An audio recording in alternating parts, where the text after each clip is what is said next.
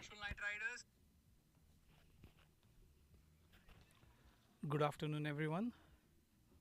Welcome you all the viewers, for this final match of Tennessee Premier League, first of its kind on wicket. We already had a toss completed over here, so let me walk you through the toss details. Welcome everybody. This is the final of TNPL 2024. We have our two captains here. Captain of Nashville Night Riders, Madan Adala. Captain of Franklin Royal Challengers, Shriman Brindavanam. We have our umpire, Vinay Danwada. And it's toss time here.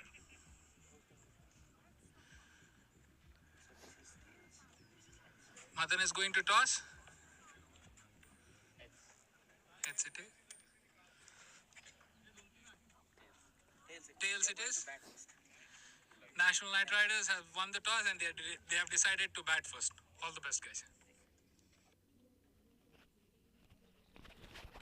So जेव्हा scoring चालू होईल ना शिल्पा त्यावेळेस दिसेल आणि ते mute ठेवलंय ते सगळं मग ते स्कोरिंग ज्या वेळेला येईल त्यावेळेला दिसायला लागेल. तीच लिंक बघते जुनी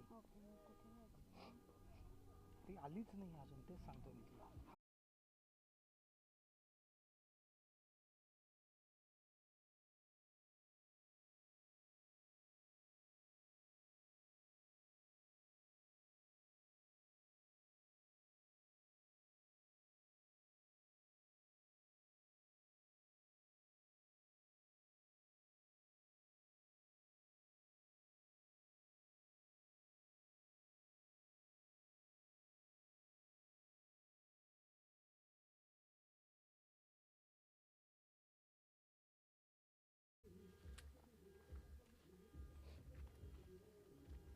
आहे का तुम्हाला ऊन नको यायला सिटी उन्हात गेला तो बघ एवढंही नको. Ten back. Yeah, let's move the 10 back. Siddesh, ut back.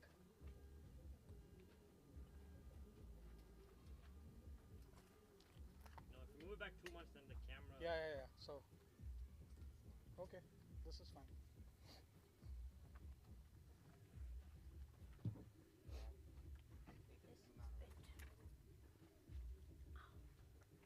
झालं चालू. आता परत एकदा मी तेच बोलतो. Good afternoon, everyone. Welcome to this Tennessee Premier League final match between Nashville Night Riders and Franklin Royal Challengers. The two teams, after playing 5 matches and eliminator for Night Riders, are into the finals. It's hot, humid day here in Louisburg, Tennessee, 87 degrees Celsius. Sorry, Fahrenheit. But we are waiting for some cool breeze to calm the things down. The toss has already happened between Night Riders captain Madan Adala and Royal Challengers captain Srimant. I'll take you to the proceedings of the toss. Hear it out. Welcome everybody. This is the final of TNPL 2024. We have our two captains here. Captain of Nashville Night Riders, Madan Adala. Captain of Franklin Royal Challengers, Shriman Brindavanam. We have our umpire, Vinay Danwada. And it's toss time here.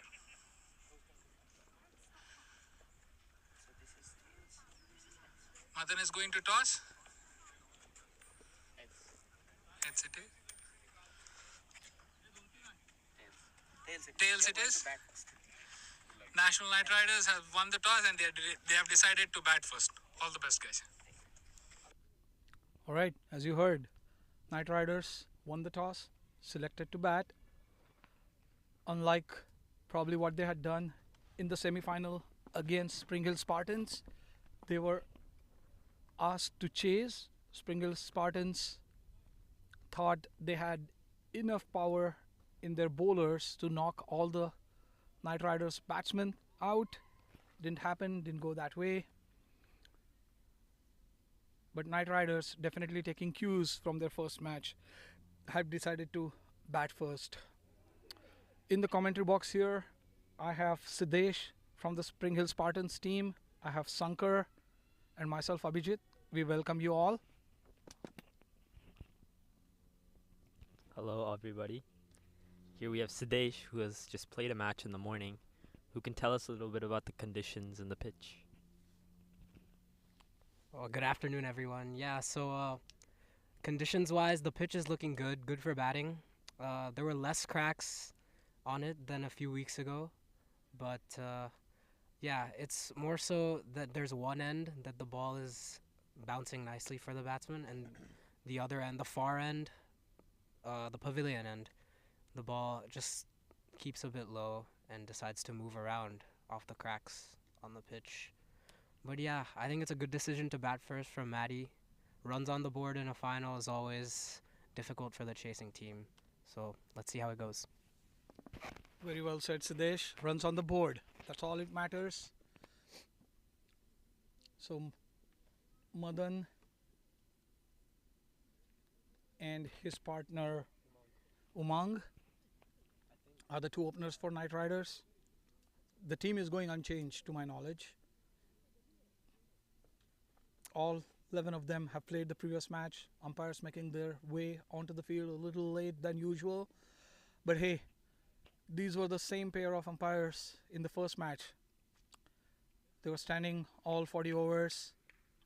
I'm sure they are tired in this heat or with this heat.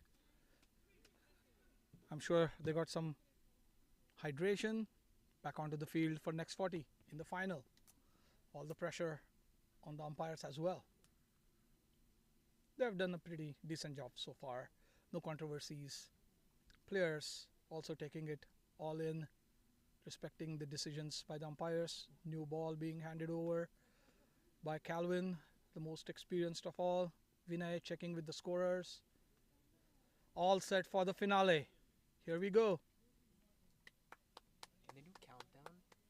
Should do a countdown. We're checking if we are going to have a countdown. Doesn't look like. They should do it on the speaker. It'd be cool. Yeah. You don't think it would work from here? No, Bluetooth or what?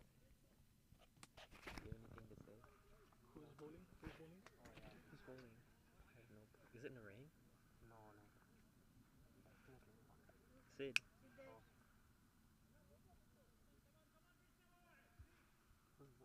No, Siddesh, give me the stats. All right, first ball up for the finale. Umang on strike, Madan the non-striker. Krishna Sisala is the opening bowler for Royal Challengers. All field set. Umpire checking with the cones, but there are some marks.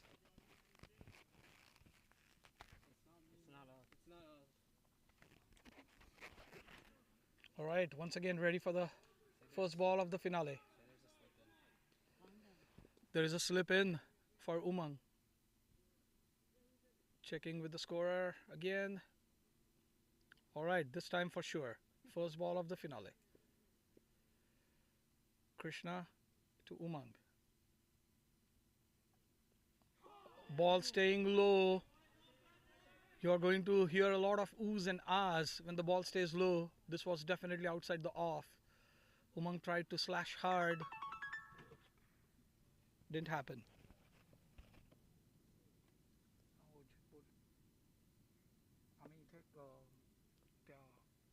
Krishna down the leg, bowls a wide ball here. First runs on the board for National Knight Riders with the wide. Franklin Challengers currently have two fielders outside, one at an extra cover that's deep, and then a long off. I don't know. Yeah, exactly. Oh, chopped on. Ball, good length, straightish. Chopped it on this time. He slashed hard. And first wicket, first blood for the Franklin Royal Challengers. Yeah, just didn't really get to the pitch of it. It was It was not a great shot. Took the inside edge, went onto the stumps. It's 1 for 1. I think you can really see the effect playing on AstroTurf has on the batsman here. Playing really bottom-handed, playing from the crease, not really moving their feet and getting to the pitch of the ball. Absolutely. Siddesh, let's go back to that toss. You said runs on the board. How big of an impact this is going to cause on Knight Riders? Do you think Madan will still go ahead, play the innings that he played against Spring Hill Spartans in the semi-final? I think it would depend on the other batsman who comes in. Definitely a wicket lost early like this plays a lot mentally on your mind, and there's more pressure now in that Knight Riders camp. So let's see what he does.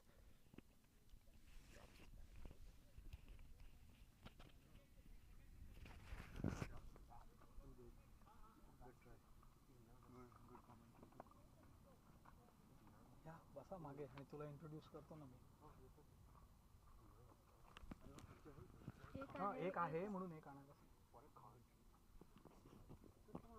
Siddhesh काय fifth ball आहे or what? All right, we got second slip for the new batsman. And this is just the third ball, I guess. Full toss outside the off. Easy boundary for the newcomer. The plans square off the wicket. Easy pickings for the new batsman. Sri Harsha, who was in good form in the semi-finals, showing his class once again. Didn't think twice. Slash hard on the off. All right, I'm going to welcome another person in the commentary box, Oj Gokhale, who was the captain for the Brentwood Bulls. Welcome, Oj. Hey, thank you so much.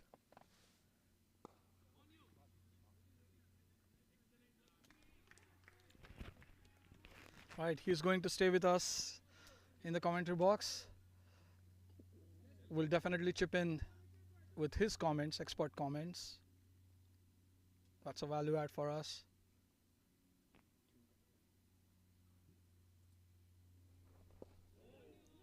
Watchful, very watchful, and these guys have a great running between the wicket.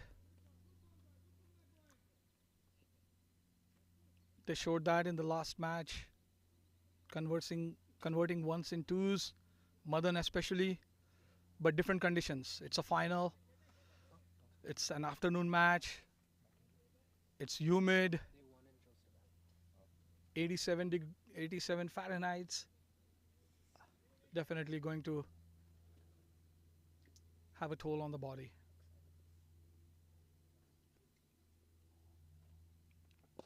Madan not ready to hold off on anything. That was over pitch delivery. He should be thankful that the ball stayed on the ground, straight to the fielder on the offside. All right, Siddesh, over to you once again. What about the par score? Knight Riders, they have some good hard-hitting batsmen. What do you think? What do they have on their mind as far as the score goes? What target are they trying to shoot? Trying to set? I think around 140 is a good score on this wicket because it is variable. So not all the balls are going to stay the same, especially from the end that they're bowling from now. So I think it's best to be watchful at the start. There'll be loose deliveries, but they'll put them away. But other than that, I think with these conditions, it's hot, it's humid, but running between the wickets is definitely going to be a huge factor.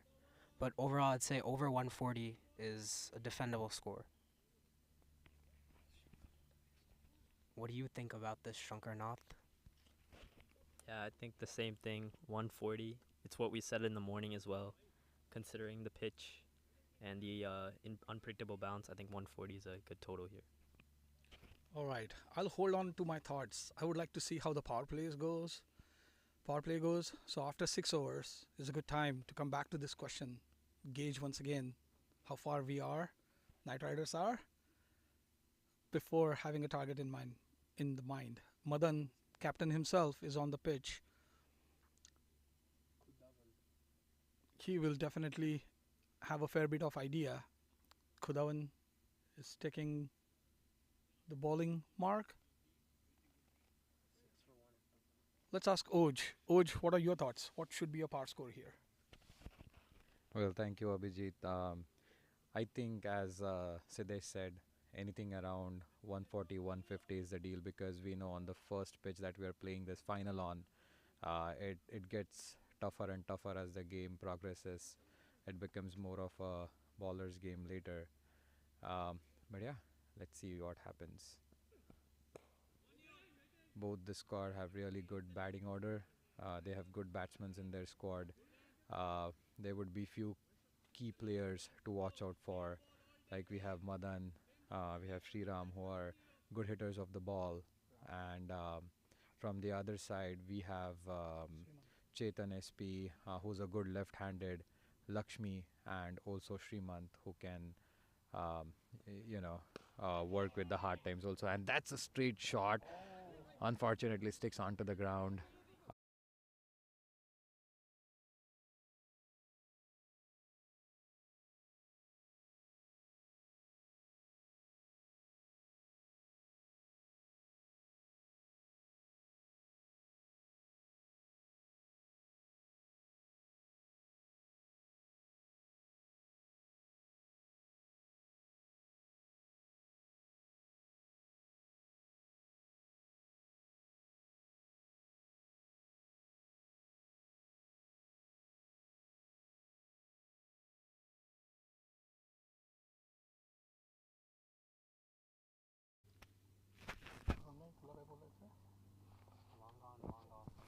All right, let's look at the outfield here.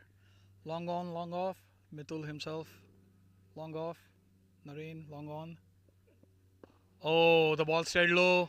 Madan, he had a thought of whacking it over the infield on the leg side. Just managed to get it down at the right time. Straight to the offside fielder, Srimant. Khudawan keeping it onto the stumps, not giving any room for Madan to slash hard. Alright, this time Madan did hit it. There's a chance of run out. Srimant had a very good stop. Diving to the ground, captain setting the example, leading the team in the field there, creating an opportunity. Non-striker Sri Harsha ball watching for a minute there. Happy to get back to his crease.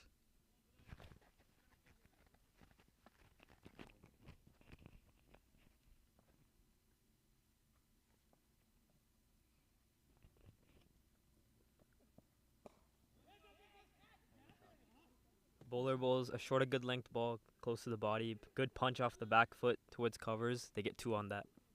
Good running by the batsman. You could just see the intent these two have while running. Really quick across the wicket. That's right. They definitely need boundaries in the power play. Not many singles or doubles where you have to use a lot of your energy. But hey, they would like to pile up.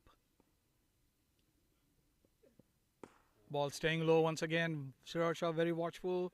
Straight to the fielder on off, who actually did misfield on the previous delivery. Khudawan wrapping up his first over with a dot ball. The score is 10 at the loss of 1 wicket. Knight Riders in 2 overs. Watchful start. They lost an early wicket in the form of Umang. Umang had shown some intent in the previous matches, not really effective in the semis and final. He got out pretty early in the semi-final as well.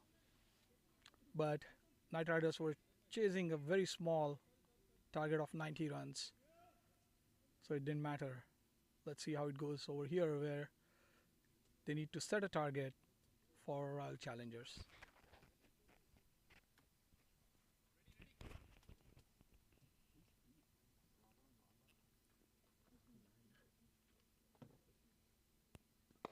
That's a wonderful shot. Stepping down the wicket, ball into the woods. Amazing shot out there by Madan. Amazing six. Almost gave us a glimpse of what happens in the stands when you are playing at a big venue. Ball almost hit the crowd over there into the heads. Almost. Now we are searching for the ball. We'll take a short break.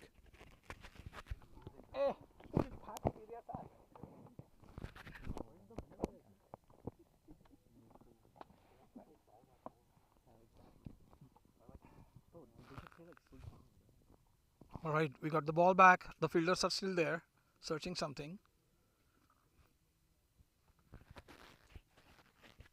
Maybe not. Madan showing an intent. Early wicket doesn't really impact him.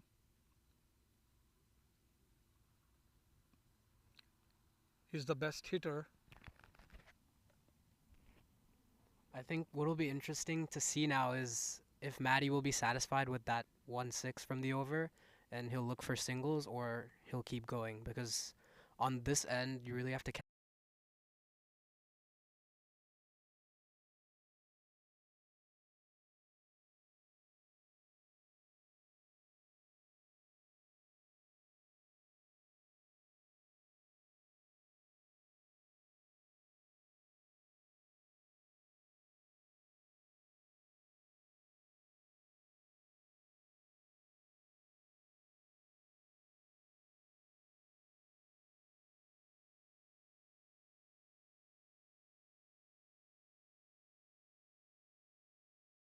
From what he did in the semi-final, or this is a trap set by Srimant and his team. They want Madan to go up in the air, and that's their opportunity to catch him on the boundary. But if he clears with this much distance and this consistently, it's definitely going to be a challenge for Royal Challengers.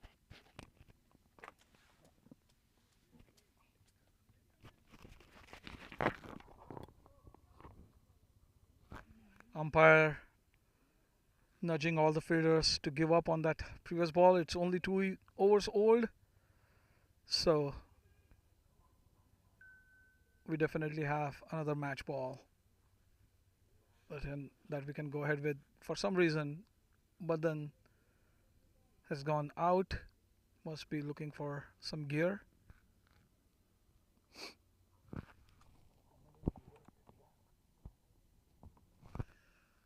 Organizers have completely given up on the music in the finale here.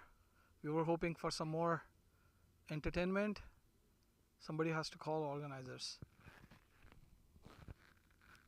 Thank you all the viewers who have taken time out on this Saturday afternoon to come online, watch this finale online and hear to our commentary. We definitely appreciate that. And the comments here are on a boundary or a six. We should have some music. We are going to relay that message to the organizers for sure.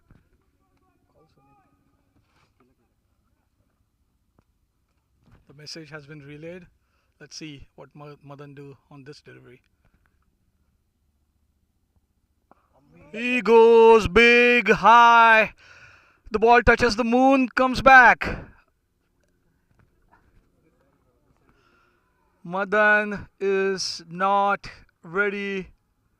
He wants all the fielders to search another ball. He's not satisfied. That was humongous. Blazing hit. Way behind the pavilion into the woods. We found one ball. Folks are still searching for the another one. Krishna definitely under some pressure. Madan watching the ball like a hawk, giving it all to smash over.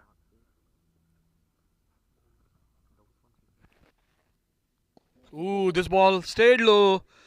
Madan was ready for another hit. Very watchful though. This is some excellent show by Madan out there. Really great batting. For for everybody who has just tuned in, we have Nashville Knight Riders who won the toss, chose to bat. At the loss of 1 wicket, they are 23 runs. We have Sriharsha, who is very technical with his batting. Quick single there. Really, really good energy on the field. We can see Chetan SP as usual. Very, very active in the field. Loud, you can hear him at the other end. Very good energy. Krishna. Out for the next ball. There you go. Stepping down the wicket. An easy single for the batsman. Yeah, you're right, Oj.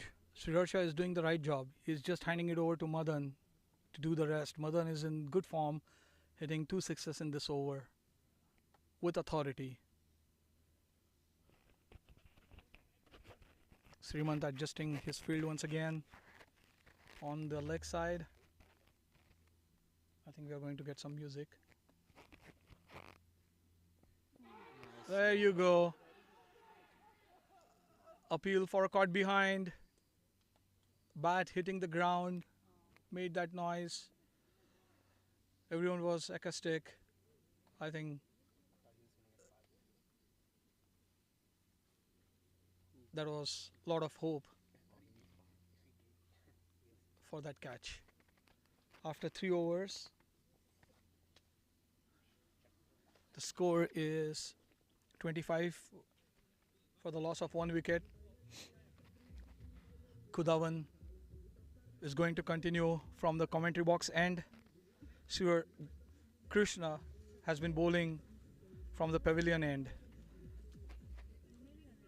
Madan is back on strike. Madan is 15 of 7 deliveries and Sriharsha giving him a good stand, 9 of 9. We still have long on, long off for Madan, who has been hitting in the air. Srimant adjusting his field one more time.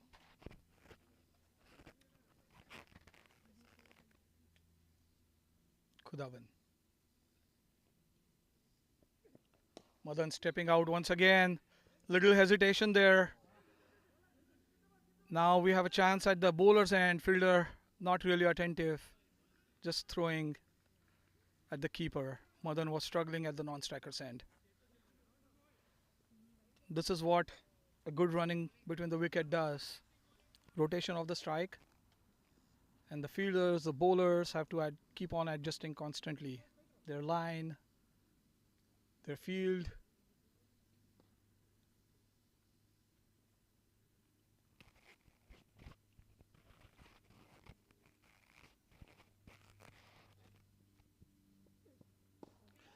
Oh, caught on board opportunity lost. And in fact, we have a single there, looking for another run. It's not there. Rightfully denied. Srimant encouraging his troop. Yeah, we definitely need some energy in the field there. It's hot, mind you.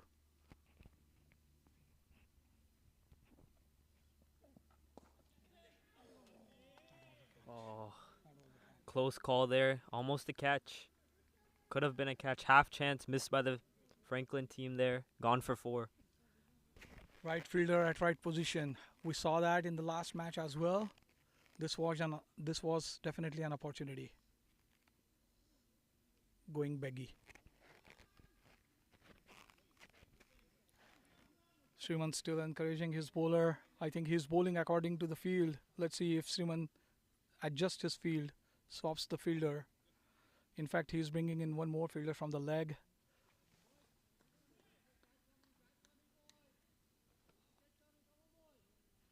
Oj, help us with the offside field setting. Yeah, it's a very decent field, I would say. One more, one more out of those covers, racing to the boundary. The ball just went like a bullet. Really, really good footwork from Madan. He's really good at his hand-eye coordination. But this was something new to see. He's taking long strides, pushing the ball through the covers right to the boundary. This is what defines the players who play good in the long games, and especially the big games like semifinals, finals. This is a really very good show put up by Madan. I agree with you 100%, Oj. Captain leading from the front, 24 out of 10. He had 1, 2, 3, 4 fielders on the offside and he bisected all of them, carving a boundary to the covers region. Kudavan with his penultimate delivery of this over. Now another ground shot right in front of the fielder. It bounced, giving easy double to Madan. He moves on to 26 of 11.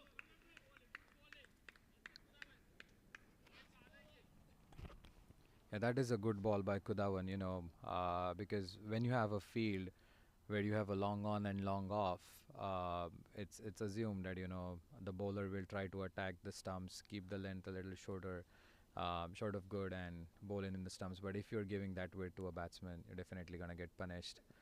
There you go. That's a good ball. Uh, Very good stop by Mithul. Out at long off, great throw in. Batsman settled for single. That was a great throw by Mithul, straight into the safest hand in the fields with the gloves, denying the second. It's 38 after 4, 2 more overs for the power play to be over. This one, they definitely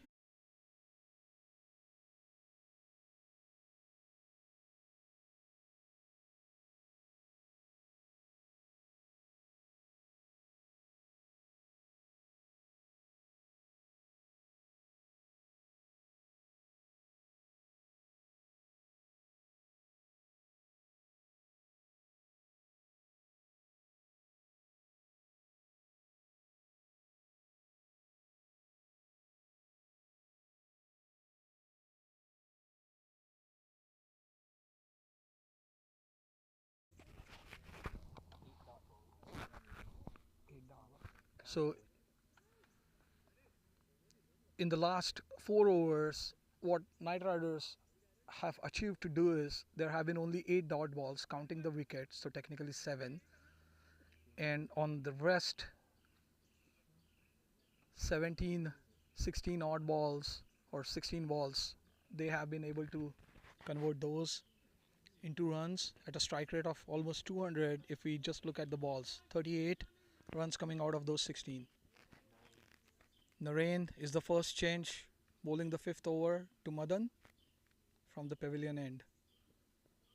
Short ball pulled by Madan, running out to the boundary, crosses the boundary very easily.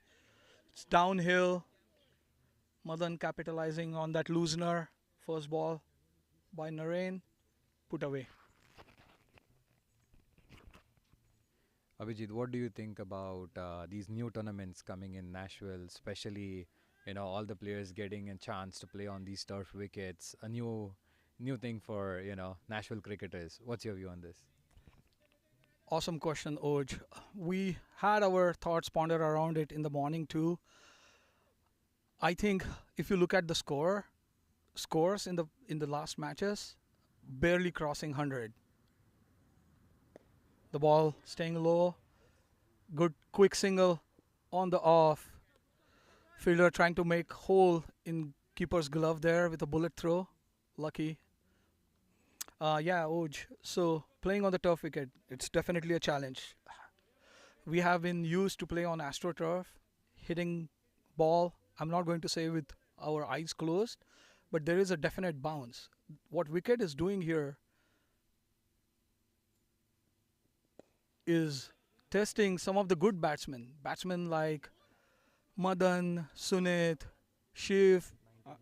I'm sure Oj yourself, you have been very watchful. There is something at the back of your mind when you are playing on the turf wicket, not the AstroTurf, because you're not sure what the ball is going to do, and it is getting reflected in overall scores. Madan once again going for the boundary, fielder trying hard, crossing the boundary easily for his third 6 in the same region. I think he has got the hang of the wicket. He kept for 20 overs behind the wicket. That's what is giving him some idea. So yeah, Oj, playing on turf wicket, upcoming tournaments, if you can consistently play on turf, that's where everyone is going to get tested. Good fielding in the mid-on area by the fielder. What are your thoughts, Oj? You played on this. What do you think? A batsman of your caliber, what's the insight? Well, this is a great opportunity for everybody in Nashville. We have always played on these AstroTurf wickets. Oh, there you go. The ball stuck onto the pitch a little bit, but a lazy defense from the batsman. I think he was double-minded what to do. Not sure if he wanted to hit that or just defend onto that one. So that is what creates an opportunity, when you're not sure what you want to do as a batsman. But that was a very expensive over. Um, Again, 13 runs out of it, 5 overs done, 51 for 1. We still have 1 over for the power play, and looks like Mitul Bhakta is taking his mark, ready for bowling. And coming to your point, Abhijit, I think this is a very good opportunity for everybody. We should really play more games, as you said, and this will improve the overall cricket in Nashville. And this is what we want to do, right? All the international games are played on turf wickets and everything. So we at least want one representative from Nashville, make it to out the- there yeah. to play for USA. Nice. This is what we want, and I think TCA is doing a good job with training their kids. That's a quick single out there on the first ball. Mitul Bhakta bowling right to the stumps. Staying Mitul is very consistent with his bowling. He'll always target the stumps. Variations. Let's see what he brings out to the field today. Very true, Oj, and rightly said.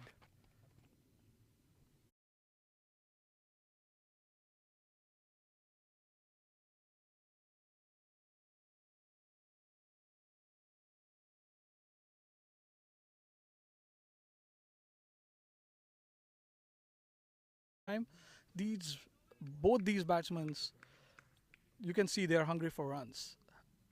They are converting every single chance. As soon as the bells were down, they knew it was an easy single, and that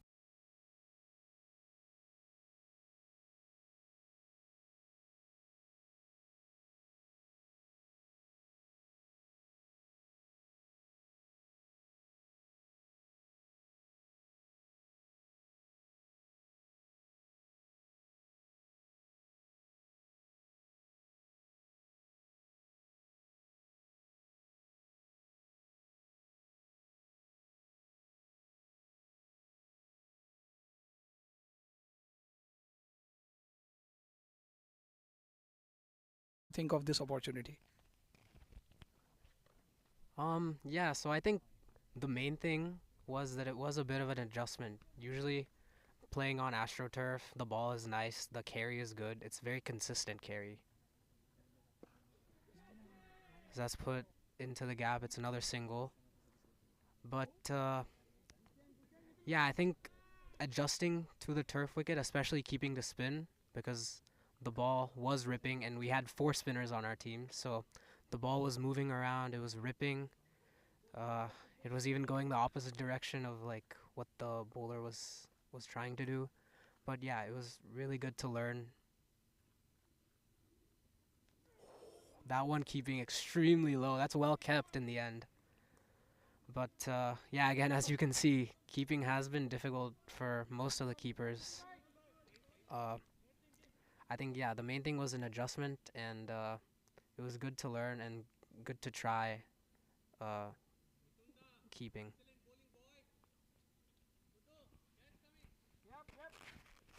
Thank you for that insight, Siddesh. Yeah, very true. It's difficult, and I'm happy that you're leading in that category.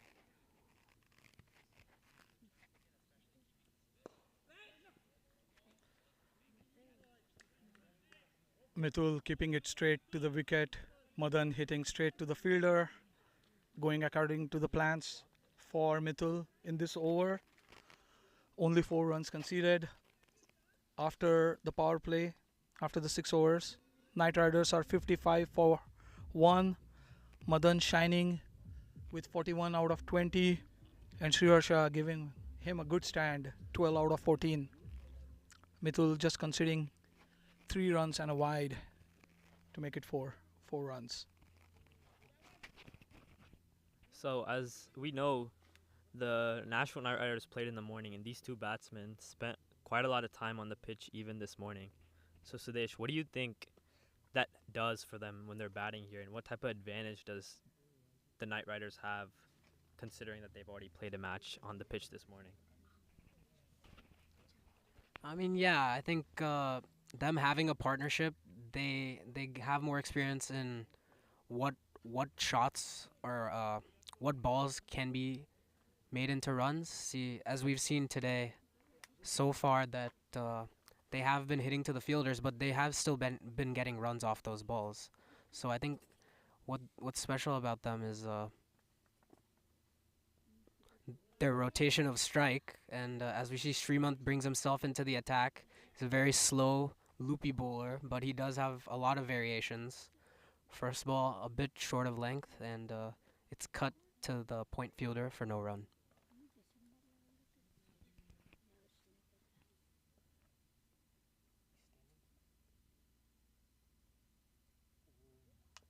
Oh, loops it up. Batsman gets stumped. It's almost like Sudesh has cursed the Nashville Night Riders team here with his statements, saying the batsmen are playing well. But just as he was saying about Srimanth's tactics and his skill, he gets a wicket here. He has been one of the highest wicket takers in the tournament so far. Absolutely right. Well, Raja added to his numbers this morning with 3 or 4 wickets. Srimanth trying to catch him up with his first wicket of this final. It was a slow loopy ball. Batsman definitely caught in two minds whether to hit or just play it along the ground. And that's it. That decision making going all wrong for Sriharsha. And he has donated his wicket to Srimanth's slow loopy spin bowling. He made 12 runs out of 16. I think his job was to give stand to Madan, rotate the strike. But now Raja is onto the field with Madan. Raja has shown his class. He's a leading wicket taker. He is the purple cap owner. There's a stiff contest between Raja and Srimanth for the purple cap.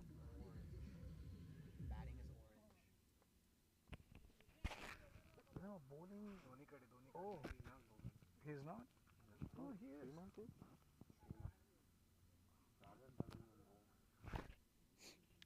Well, the commentator just corrected me. Srimanth is already owner of the orange cap, even though Raja is wearing an orange cap here. He's trying to give him some competition. Slow ball right onto the wicket. Played watchfully along the ground. Back to the bowler by Raja.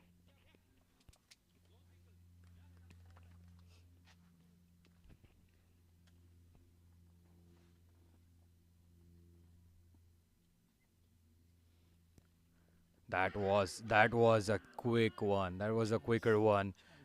Missed a chance. Missed a chance for stumping. Even keeper did not expect it. Given as a wide. Raja is out to the crease. We all know Raja is usually very patient. He loves to build his innings and then slowly pace it. He's been really great, this year. He has scored the most runs, I think. I don't have the stats, but he has done a really great job. He's number 1.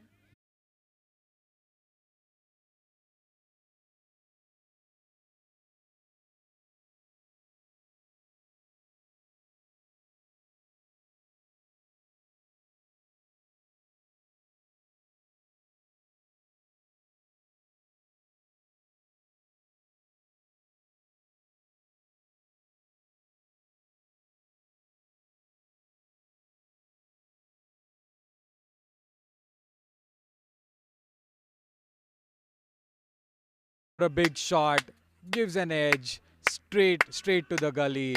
Mithul Bhakta taking that catch, no mistake, safest hands on the place, just enough. Uh, yeah, lovely wicket for Srimant. Nashville Knight Riders in trouble now. They're losing 2 quick wickets here. And both good batsmen who had the caliber to rotate the strike, give stance back to, strike back to Madan, who's in good form. Now added pressure on his shoulder. You can see the disappointment. It's a long walk for Raja back to the pavilion. Sri Ram walks in with a lot of promise. Madan watching him with all hope. He needs a good partner who can stay with him and play watchfully. These loopy, slow off spinners from Srimant. Srimant is well equipped with a lot of variation. Plus, he's the captain, so he knows what the plan is. He's going to plan it out for Royal Challengers, and that's how he had the right person at the right position and with the right ball. He got rid of Raja. Thoughtful. I think Abhijit, it's a commentator's curse, you know. We just talked about how well Raja has been batting over the tournament and also this year, to be specific. Yeah, we have Sriram on the strike now. He's a really good hitter of the ball. It will be critical to see what they do now, you know. What did the batsmen want to do? There was a quick chat between Madan and Sriram when he came to bat. This is the most critical part in any T20 game. You know, once you finish your power play, usually the fasters are out of attack, the spinners come in, and it is an important situation where you have to adjust to the pace, see what the wicket is really doing, and then play accordingly. So I think Srimant really good bowling a loopy ball there. Sriram trying to hit it over the square leg. It's a wide. Srimant is inviting the batsman to play a wrong shot. That's where the wicket lies. Sriram letting the ball go. That was a bad leave, I would say. Could have hit the off stump, knocked the bells over. Sriram lucky to be still there. Oj, very good call there from you. How all the incoming batsmen now react to this new situation when you have lost 3 wickets back to back, and all the spinners with all their loopy slow balls. I'm getting bamboozled by Sriman's spin. How they are going to react? It's going to be interesting watch from here on. We have Mithul Bhakta on the mark again. It's an interesting field where you have one deep covers, long on, long off, and a cow corner for Madan. Mithul runs in harder. That's a fast one. Straight whacked over the long off. That's right into the woods. Great shot. We commentators have to be watchful too. Madan playing on 47 from 21 balls. That's an amazing hit. Just a little bit fuller from Mithul and gets back to the 6. So this is what you can't do on these kind of wickets, and especially when a batsman like Madan is in form, he's hitting the ball all over the park. That's the time when you pull your length a little bit behind and let the pitch do the magic. And there you go, high energy from the fielding team.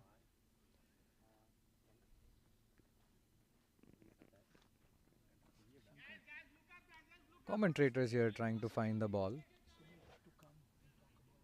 There you go, Mithul runs in harder again. That's a lovely work of the wrist. Trying to tuck it in for a quick single. Just a dot. This is a good length, good line. Right off the outside of the off stump. Fuller ball.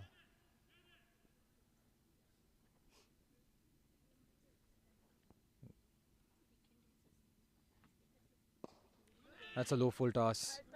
straight into the hands of the captain, Srimant. That's a good bowling by Mitul Bhakta. Yeah, after that 6, Mitul has come back strong. He's testing Madan. He's trying to bring in a lot of variations. He has his field set up accordingly. Madan, just being the strong hitter, is able to connect, and when he connects, the balls definitely flies.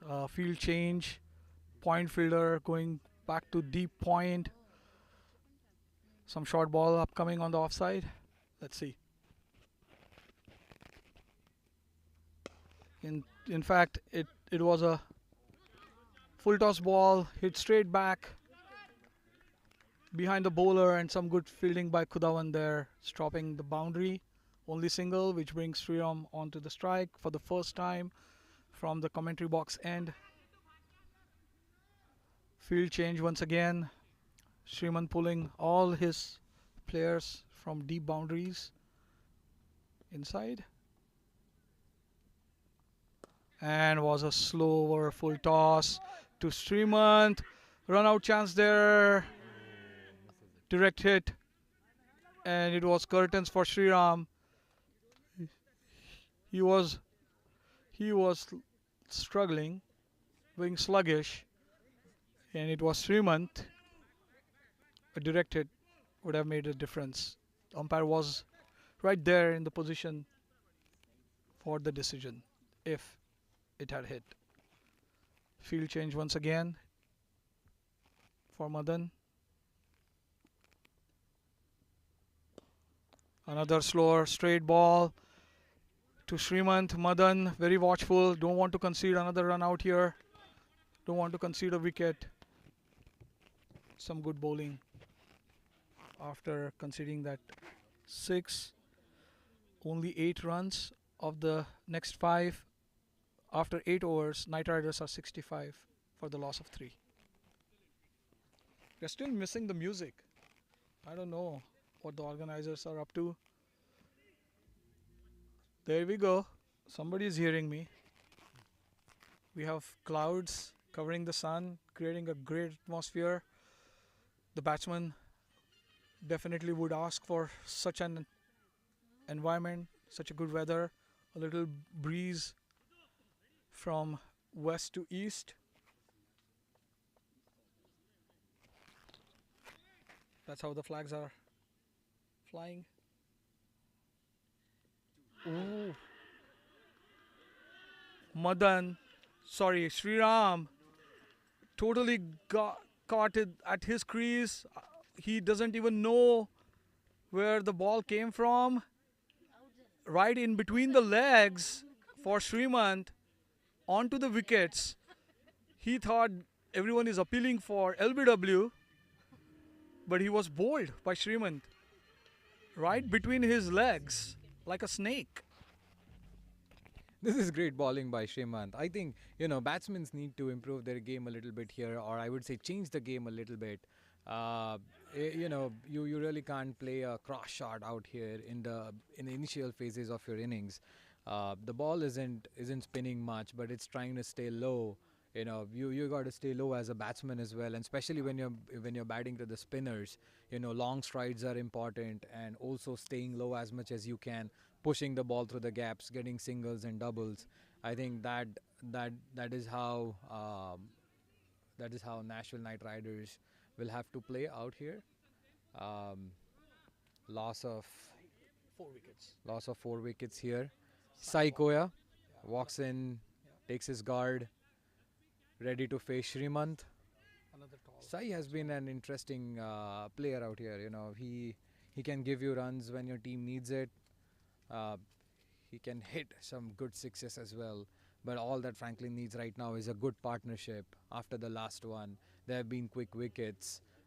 Everybody has to, support Madan when he's playing a good innings. All you have to do is put him on strike and get your confidence on the other side as you bat. The field is moving in, everybody inside. Srimant with the next ball. Lovely shot, long stride through the covers. Lovely shot out there. Fielder doing a very good job chasing it down and keeping it just for 2. Another tall batsman walks in. I don't know how low Sai can go to stop those balls hitting the stumps. Low and loopy off spinners from Srimant. He did a good job on his first ball. It was a juicy full toss, tipping, and he played it through the covers. Another slower ball, all stretched forward by Sai. Good defense, showing full face of the bat, showing some confidence here to face that loopy spin from Srimant, who has been cunning like a fox. Another slow full toss, appealing for LBW right in front of the stump. The ball was right in front. Sai was all stretched. The impact is out of off stump is what the umpire just signaled. Umpire Vinay has been doing a really great job throughout the tournament. He's a good player himself and also helping with the umpiring assignments this year. Doing a really great job. We have Kelvin, who is always really great with his umpiring. Really great work and really a respected person out here in Nashville. Vinay following his footsteps, you know. What do you think, Abhijit? He's doing a great job this year. He has been. It's kind of grilling staying out there for 20 plus overs.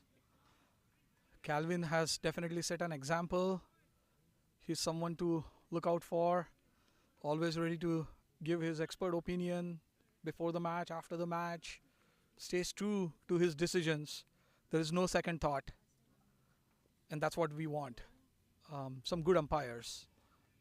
Calvin definitely setting a right example, and you're right, Vinay himself, a good left-handed batsman, steady person. He's doing a great job alongside Calvin. Yeah, along with the players, I think we need some good umpires, good people to support this good cricket in Tennessee. Organizers doing a great job. This is for the first time that a turf wicket has been developed. We have been used to play on AstroTurf, but this wicket is definitely testing the best of the best. And that's why we have some new heroes, some unsung heroes from the AstroTurf making their names here on the turf wicket. Let it be a batsman, a fielder, and most importantly, bowler. We have a good bowler alongside me in form of Oj. I'll let him talk about some spin bowling, like what he did, what worked for him, and what are his thoughts about spin bowling. Over to you, Oj. Thank you, Abhijit, for those kind words. But the basic deal is keeping it really simple. As you see in Shriman doing it here, he's a purple cap holder right now. He did the same thing, just keep it simple. And I think the important part for a spinner is knowing your batsman and knowing his next move and understanding, you want to bowl a slower one or a faster one. What is your length? What do you want to bowl? If you're bowling a faster one into the stumps, you can't really, bowl it short or anything. But if you're bowling a slower one, you can keep it on the out of off. But that's a very well kept by Sujit. Sujit has improved a lot over the years, and we have been seeing here. He's a really good steady batsman, and to see him behind the wickets this year has been really interesting. I think he has done a really great job there. We have Mithul coming in. So far, a very good over from Mithul. Just one run out of it, which came out wide. A low full toss again. Tucked around for a single. I feel Srimant is losing 10 years of his age every day, isn't he? He's as young as anybody out there on the field. He's always energetic, cheering his players, running between the wickets, getting the ball, getting wickets, doing everything that it takes, He's just getting younger and younger day by day. Absolutely, right on cue, Oj.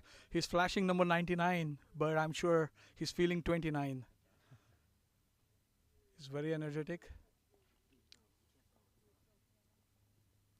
Madan facing this ball after ages because he has been losing his partners at the other end. Mithul taking some cue from his captain, bowling some slower balls to Madan, and it's hard to hit those slower balls, smack those slower balls, especially when the field is all spread now.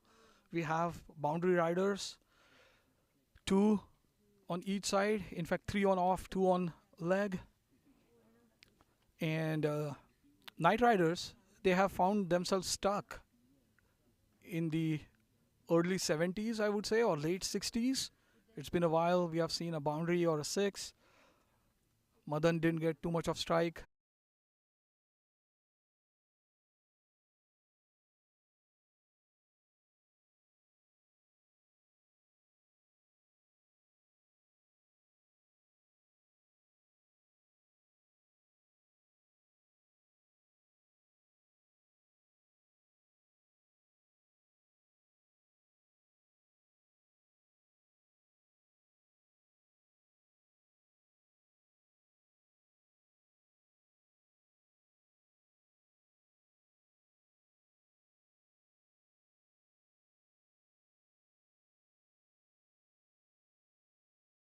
How you lead from the front.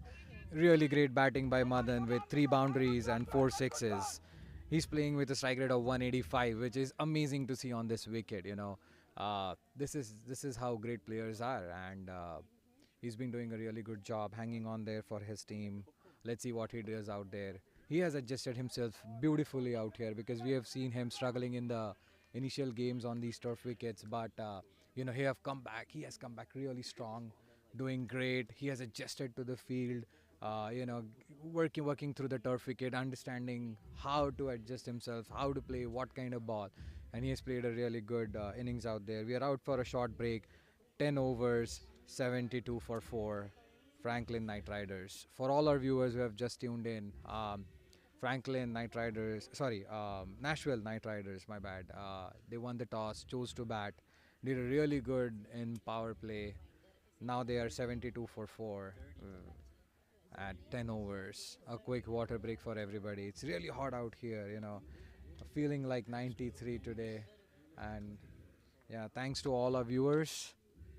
Thank you so much for tuning in. We'll make sure you get an amazing match out here. Yeah, and the song that's playing in the back, We Will Rock You. That's what Night Riders are looking for. Madan, as a captain, leading by example, scoring his 50 in just 27 balls. Last ball was dot, watchfully played. So it was a dipping, slower ball from Mithul to wrap up his over. After 10, we are 72 for 4. Another 70, 80 runs becomes a stiff target for the team chasing. Few early wickets by Night Riders, and we have a good contest on our hands. Big congratulations here to Madan for an unbeaten half century. I see a lot of Night Riders onto the ground alongside Madan and his partner. This is only the fifth 50, that too in the tournament, that too coming in the finals by Madan. So special innings for sure. And a lot of Night Riders, their entire think tank is on the ground alongside Madan. We'll take a short break.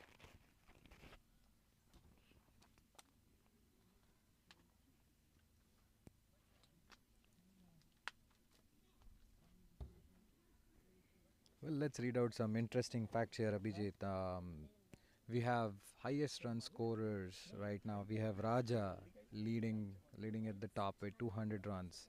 Shrimant with 195 runs. Madan 151. Shiv Salgotra 110. Naren Patel 101. Praharsha 95. Hassan 81.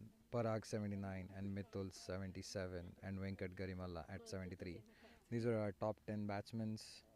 Really exciting out here. It's not easy to bat on these wickets, but batsmen have done a really good job. Um, let's look at the wickets.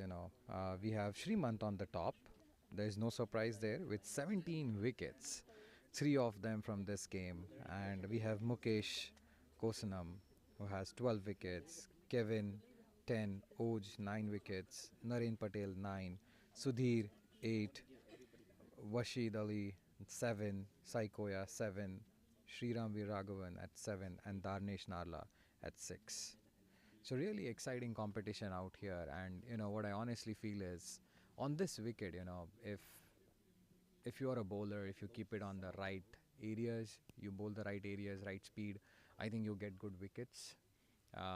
It's hard for a batsman to bat on this.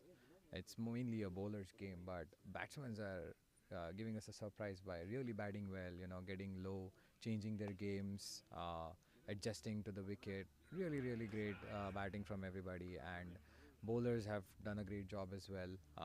It is not tough, when you come into a new pitch, barely we know what's going to happen, and then try out your first, second overs, and try to settle in a little bit. That that is a really good thing by all the bowlers as well. And I think in this type of a wicket, uh, you have to be really watchful as a batsman. Stay low, long strides, get to the ball, and just get yourself in for the first few balls. But there are exceptions, like we have Madan, who usually loves to go from the first ball itself. Yes. We have other players, who love to watch the ball, play, tuck it into gaps in the beginning. Like we have Raja, we've seen he has done that this year, and we can see his success. So both of them has success, and it really depends what is your game, what you do with it, and how you work towards, and how much you contribute towards the game. Absolutely. Players are back. Srimant with his offside off bowling to Sai. Sai hitting straight to the gully fielder. Throw comes in back right onto the stumps. But Sai is back in his crease. Never left his crease. Very well said, Oj. Yes. Thought provoking there. This is finale. They want to really put up a good show. Everybody is trying their best, including the fielders, the support staff. Organizers have done a great job keeping the wicket intact. Mind you, this is first time we are playing on a turf. Oh, another full toss, but Sai was quick to latch onto it. It was a full toss, all right, but still needed to be put away. Sai accepts that gleefully, hitting it over the square leg boundary for 4 runs. Easy pickings. Srimant, a very rare bad ball.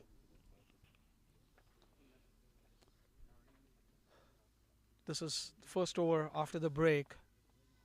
Let's see who has the nerves to hold, bowling team or batting team. I think the score looks all right, Oj. After 10 overs into the 11th, it's 76. It's just the wickets that might slow down Knight Riders a little bit, but both these batsmen are good. This is catch. Easy, easy catch.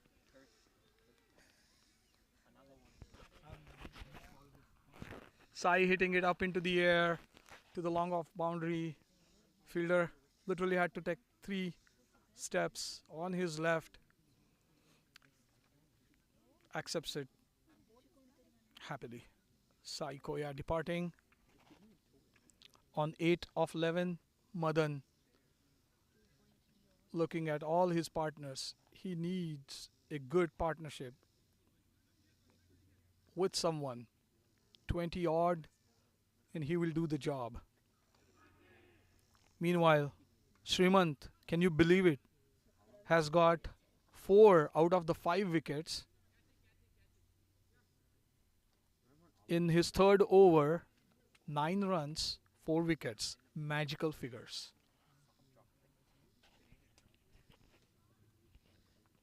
Yeah, there's not a lot of pace on his balls, not a lot of pace from the pitch. Uh, I think Sai got a little too carried away with his first boundary, and then went on to score more. As you said, Abhijit, I think it's important that they build a good partnership. When we have Madan hitting from the other side, you should really rotate some strike, get in, get yourself in. The fielder's coming up. Uh, Franklin Royal Challengers on the top of the game right now, but it's cricket. It can switch at any moment.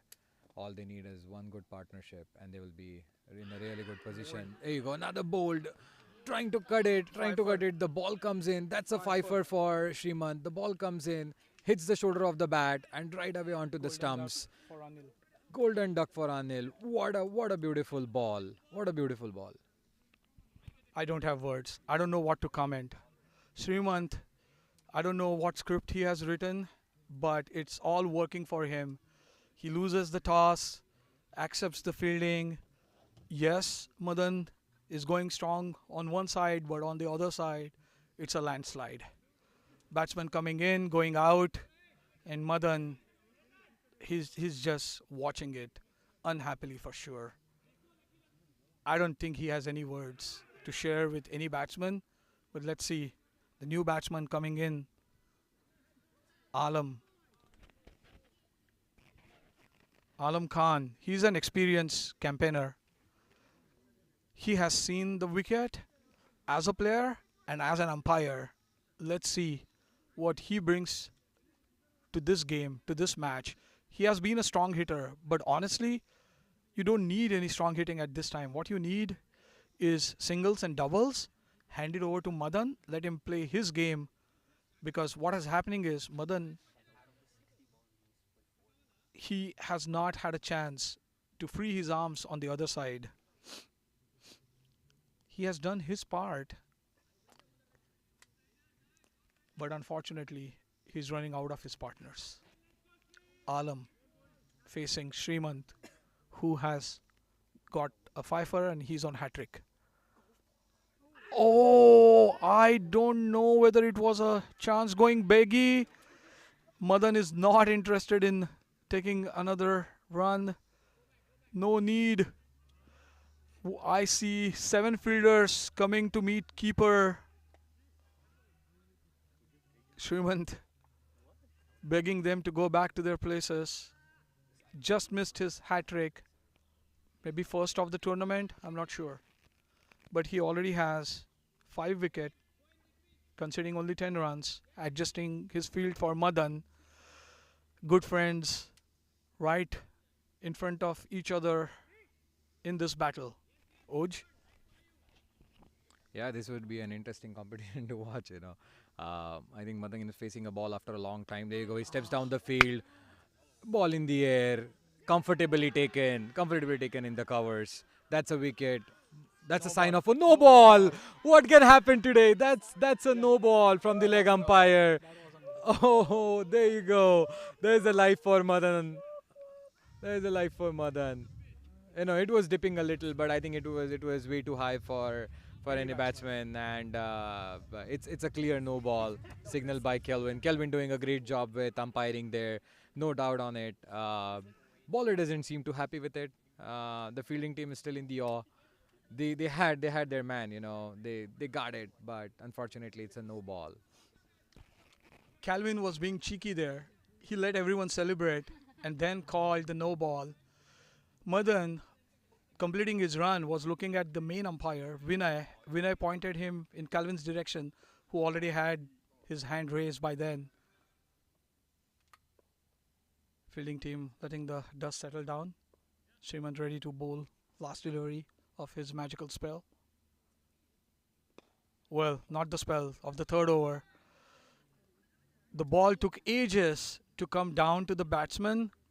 Batsman was already ready to hit. Alam got his second run in just 2 balls. Madan, lucky there, very lucky. Maybe he knew it was a no ball.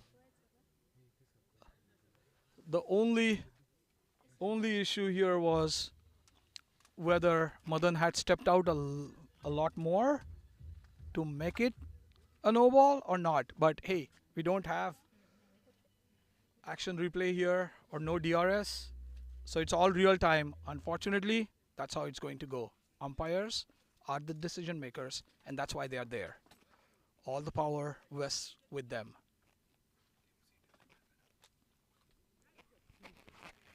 No challenges. A bowling change being introduced. Chintu being brought in. Chintu being brought in from the commentary box end. Yeah, we have a lot of energy here in the commentary box.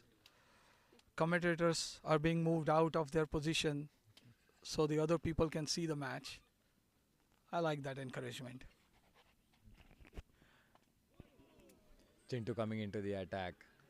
Starts off with a shot of good ball. Not much of bounce. Chintu Patel is a good bowler. He has a decent pace. He's been doing this for years, and he usually loves to target the stumps or the feet of the batsman. Let's see what he does today. He's coming into a very critical over. That's another wide. But we have seen Chintu bowling over the years, and he has been very consistent with his ball. Usually takes a couple of balls to get in the rhythm, but once he's in the rhythm, he targets the stumps. Yorkers are his deal. Let's see what he does today. But a really, really very good day for cricketing. It's nice, warm out there. We have a lot of spectators in the field. They're flooding in slowly. Really, really good energy out here on the field. Feeling it really nice.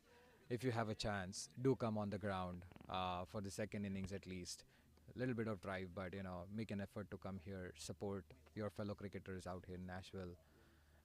Everybody trying that out. Then another short ball, losing his control, way outside the leg stump. A simple wide, but really well kept from Sujit there. He's putting in everything that he has got. Good efforts out there. I think he needs to take a little bit, take a couple of breaths, get back into the rhythm. There you go, bowls in right inside, hits the stumps. Alam, I think, is a good leg side player. I don't know if there is a plan, and that's why Chintu is bowling onto the leg, but he has a strong offside field as well. So Srimant has keeping it tight on the fielding side as well. We have four boundary riders, two on each. And that was some good fielding by the bowler, saved by the heels, I would say. Chintu, in his follow through, sticking his foot out to stop that single.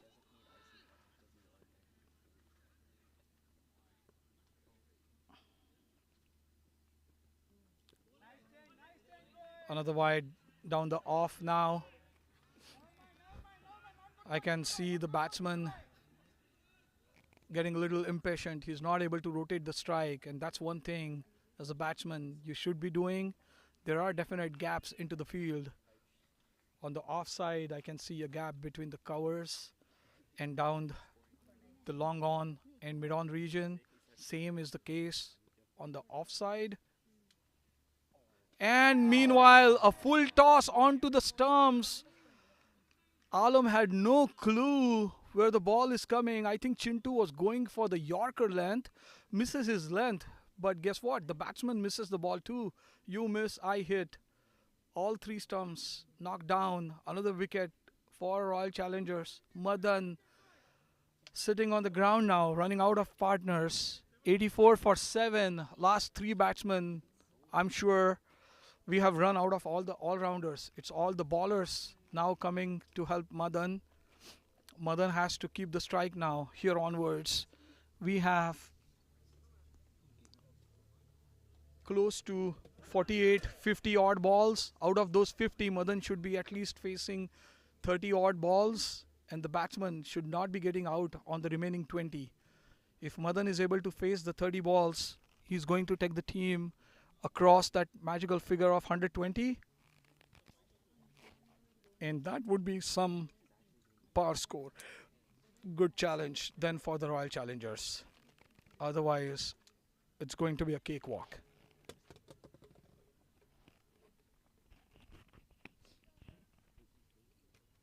Washeed comes to the strike. He's a good batsman with nice patience.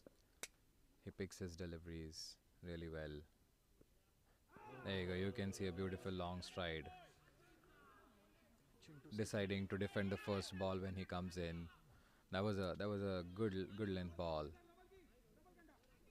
Lot of noise coming in here from the fielding team. Their energy is really high, and we can see some changes in the field. We have a deep mid wicket coming in, and also a third man in position now. Firing in the Yorker.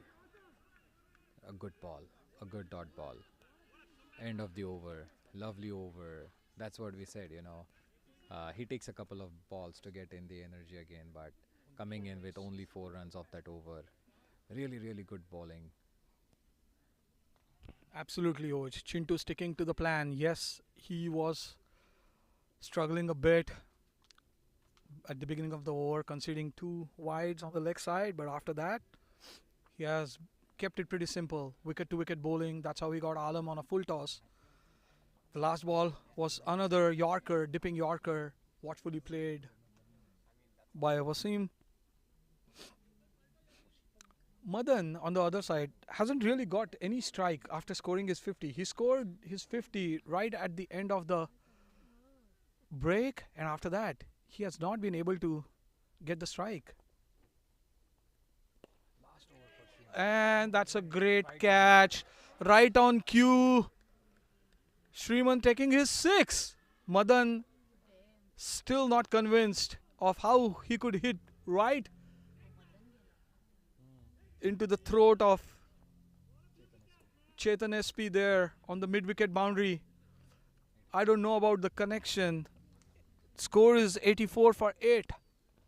We have lost Madan on 51 of 30 balls, 3 boundaries, 4 sixes. Srimant, I don't know what he had for breakfast. I definitely want that to play my match tomorrow. He has chucked half and more of the Knight Riders just for 13 runs, 6 wickets, 3.1 overs. As a captain, as a bowler, I don't know what more you can ask for. Oj, what do you think of those figures? Those are amazing, amazing figures, Abhijit. Really great bowling.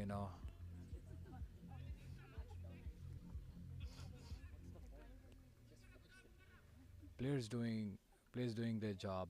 Good fielding, really tight fielding from the Franklin folks. Super energy in the field. Getting wicket off the first ball. We have Raghu coming into bat at number 9. That's right. And as a captain, if you think Oj, this is great times for Srimant. He's wrapping up his spell. The best batsman already out, courtesy himself. 8 down, you're wrapping up your bowling. Have a chance to chuck 2 more. Otherwise, you are onto the field as a captain full time after bowling out your whole quota of the bowlers. That was watchfully played by new batsman Raghu. He doesn't want to give any more wickets in last 3 balls to Srimant. But after doing his duties as bowler, Srimant can focus and wrap up this tale, which is already in dire strait for Knight Riders. Another appeal for LBW. Ball was way outside the off. Raghu patiently waiting for ball to come down, and it took ages for him to play that shot, which went nowhere. Shriman getting lucky there. That was a short ball. Oh, missed opportunity. Hitting the glove. Fall short of the first slip. Lovely work there.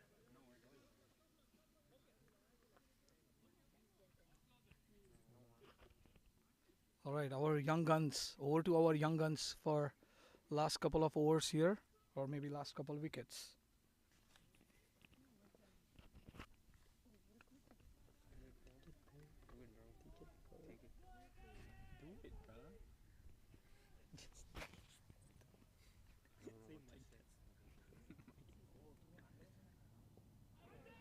That's well played. He came down the track, but I think everything in his mind was to just block the ball. Really aggressive field here from Shremant for his last ball of an incredible spell.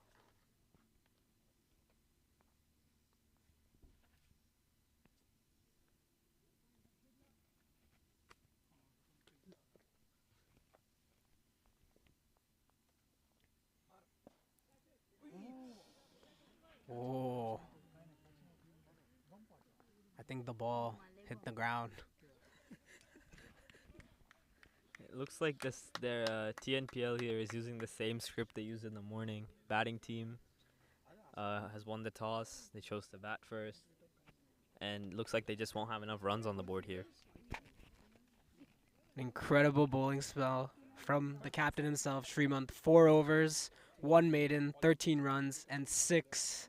You heard that right, 6 wickets. I'm supporting both the teams. I'm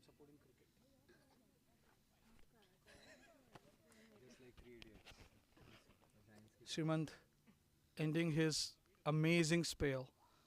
I don't know what you can ask more for in the finals. 13 runs, 6 wickets in 4 overs. Oh my God. Dream figures. Oj, you have taken a couple of fifers. What runs through your mind? Do you want more wickets, more overs to get those wickets? What's the energy level? There's only one thought in the mind, you want to win the game. That's all it takes. Restrict the opponent to the least you can, score as many runs as you can, get as many wickets as you can for the team, That has always been the thought. I think that's what everybody thinks about.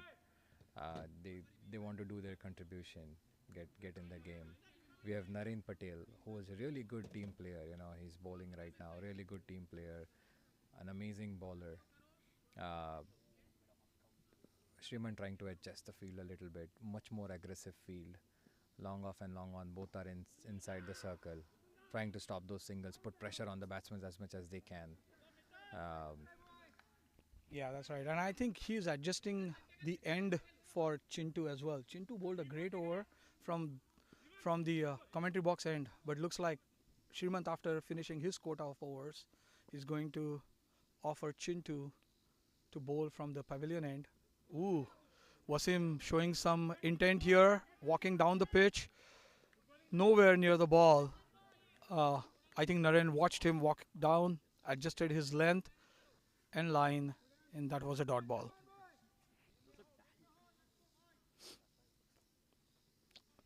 At this point, I think Knight Riders want runs that might come in any form.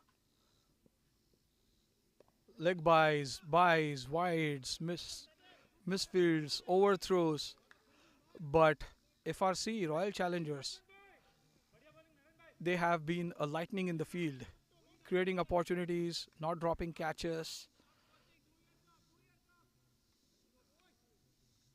collecting everything coming their way. Good fielding. There you go. Once again, Naren adjusting his ball length line very smartly, using his cricket brain to the effect. And Naren keeping it full outside off. No easy balls for the batsman. Batsman has to really struggle hard. We can see a little bit change in the field for that bowling. You can see a wider, you can see a backward point coming into position and also a deep point now. That's a lazy shot, tucked away to the third man, quick single. Sandeep not making any mistake. That's a good stop by Sandeep. He had a chance at the non-strike. 85 after 14. That's the end of the over. 85 after 14 and the loss of 8 wickets.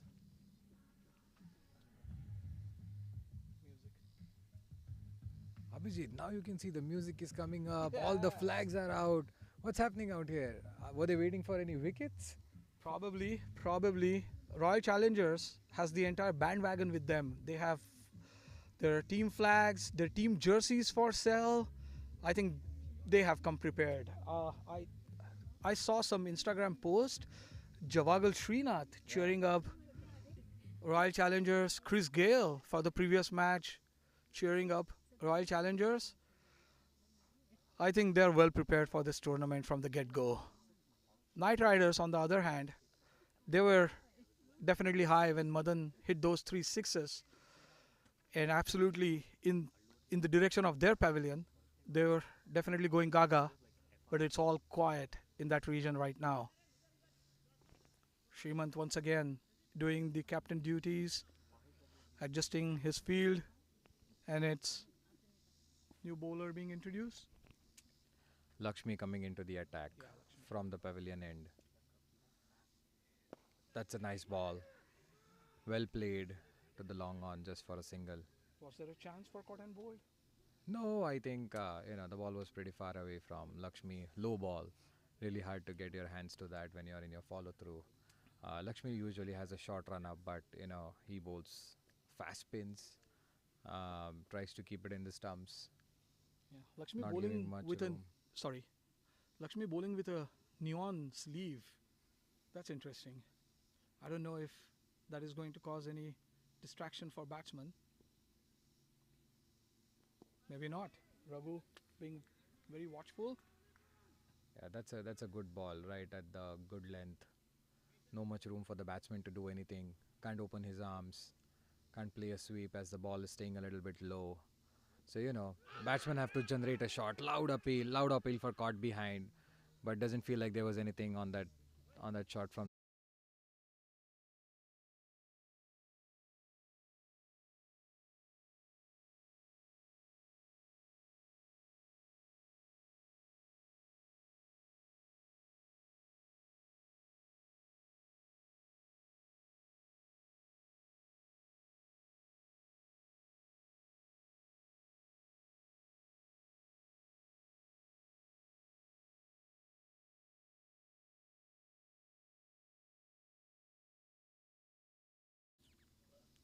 That's a full toss, missed opportunity.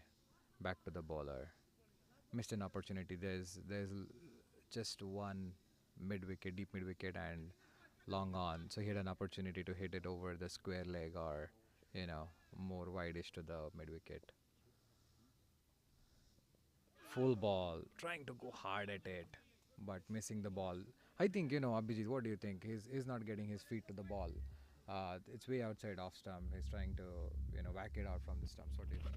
You're absolutely right. Raghu is cemented in his crease. He doesn't want to go forward. He's not ready to stay back because with his late cut, it's going to the fielders in the offside region, and he is not confident of stepping down and getting that single. Some drinks coming with the message for the batsman. Washid, he wants to contribute to this total of 86. Knight Riders have been tottering after the fall of Madan and some earlier wickets. So Washid is ready to contribute. He wants to strike. He wants his partner to contribute as well. So giving some tips to Raghu. It's not that we don't have overs left. We have 6 overs, 36 balls left. If batsmen can apply their mind, their cricketing brain, they can still score, run a ball, which would make a huge difference for Knight Riders. And this is what is expected. Narain continuing. Okay, that was a late cut, running down the hill for a boundary, much needed boundary. Washid playing it late onto the ground, right into the gap to the offside boundary behind the stumps. They have reached 90. Srimant giving some tips to Narain. And as I was saying, these batsmen, I don't want to call them bowlers or batsmen or all rounders. In T20 cricket, everything is expected from every single individual who is on the field. Washid is ready to show that. Again, trying to come down the pitch. I don't know if he wants to hit over the bowler's head, but we have very fine long on and long off fielders ready to catch on anything that goes up in the air. It would be interesting to Watch the strategy once again. Coming down the pitch, Naren adjusting his length, keeping it short and slow. Batsman has nowhere to go.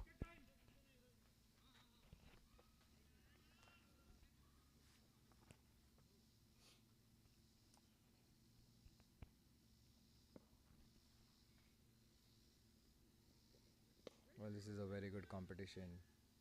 Ball staying low again. It's really low, you know. It's not even at the knee length, knee Toe height. level.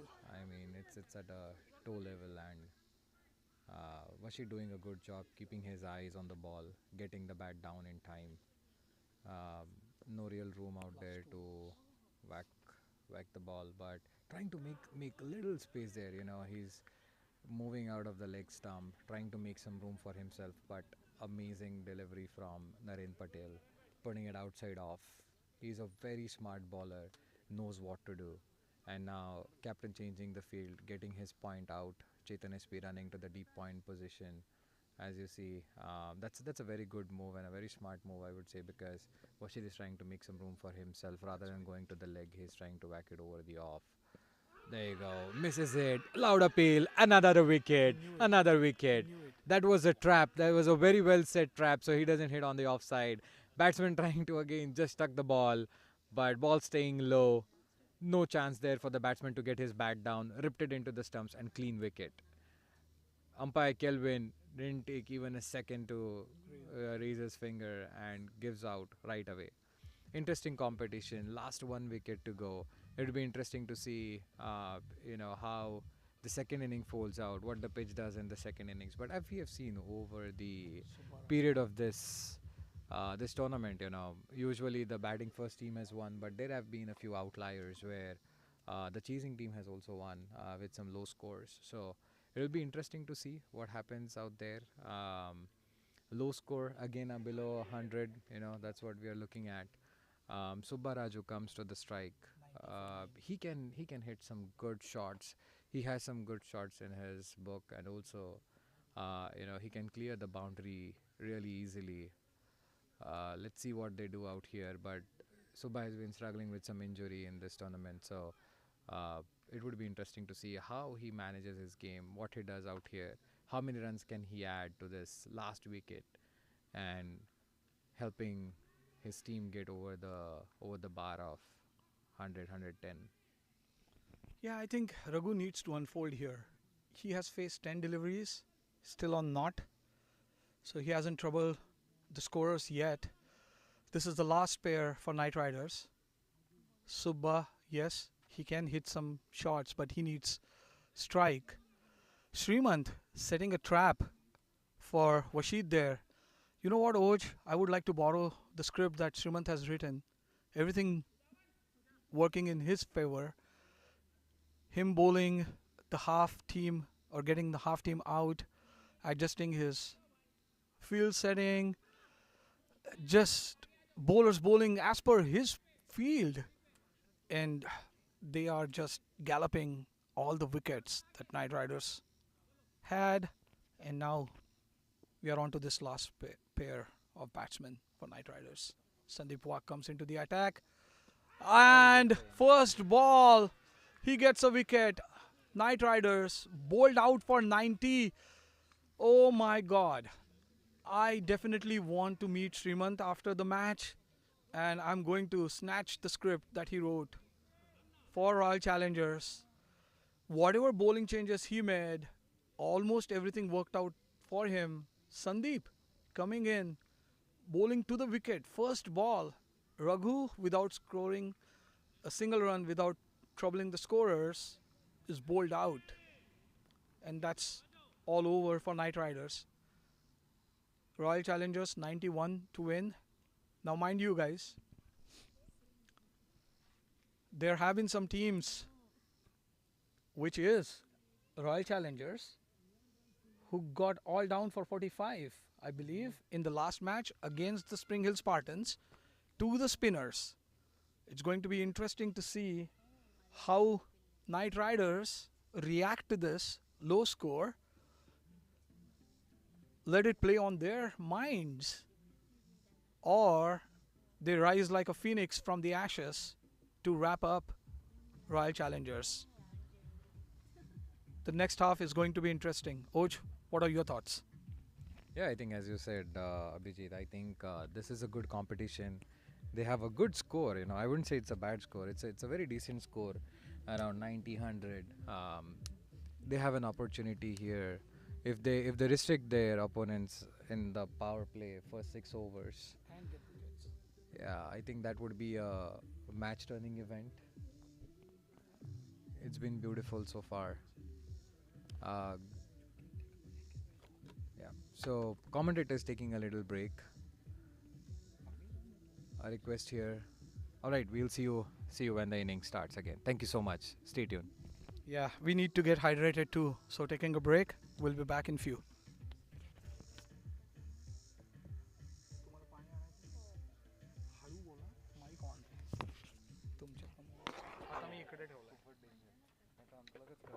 नको मग ते परत नाही लागला तर लफडी चल घेऊन येऊ आपण ए सिद्धू माझी टोपी घेऊन गेला पूजी थँक्यू यार तू तरी आला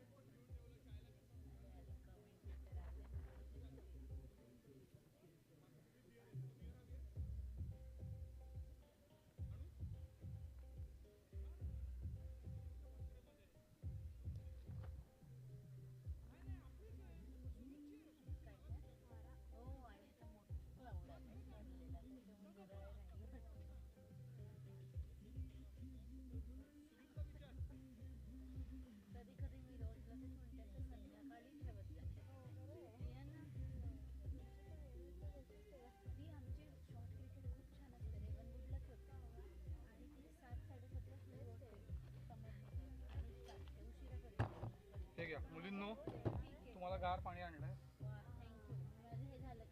ओके मग इथे ठेवू. कोचच्या खुर्चीत ठेवतो. आणि गॅटोरेट पण आहे आपल्याकडे. whoever wants it.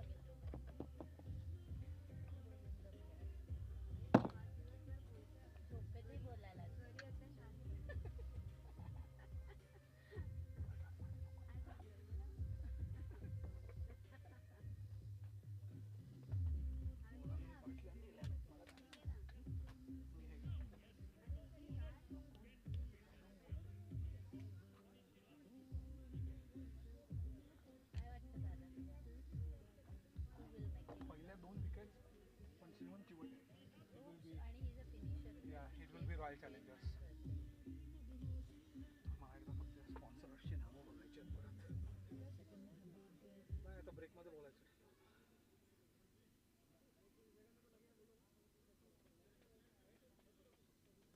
Perfect. I'll get the setup today and we'll email you the confirmation receipt. Thank you, no rush. But whenever you get a chance, let me know which company service the house in regards to utilities.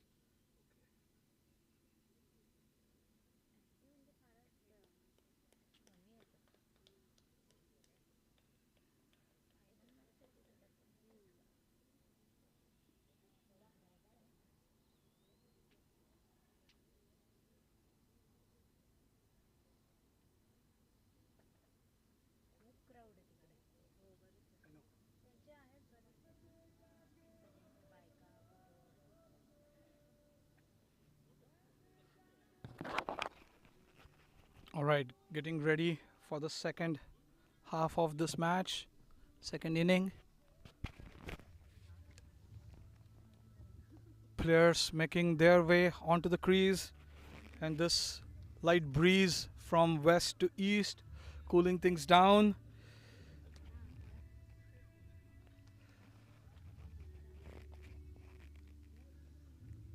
Very encouraging song playing in the background.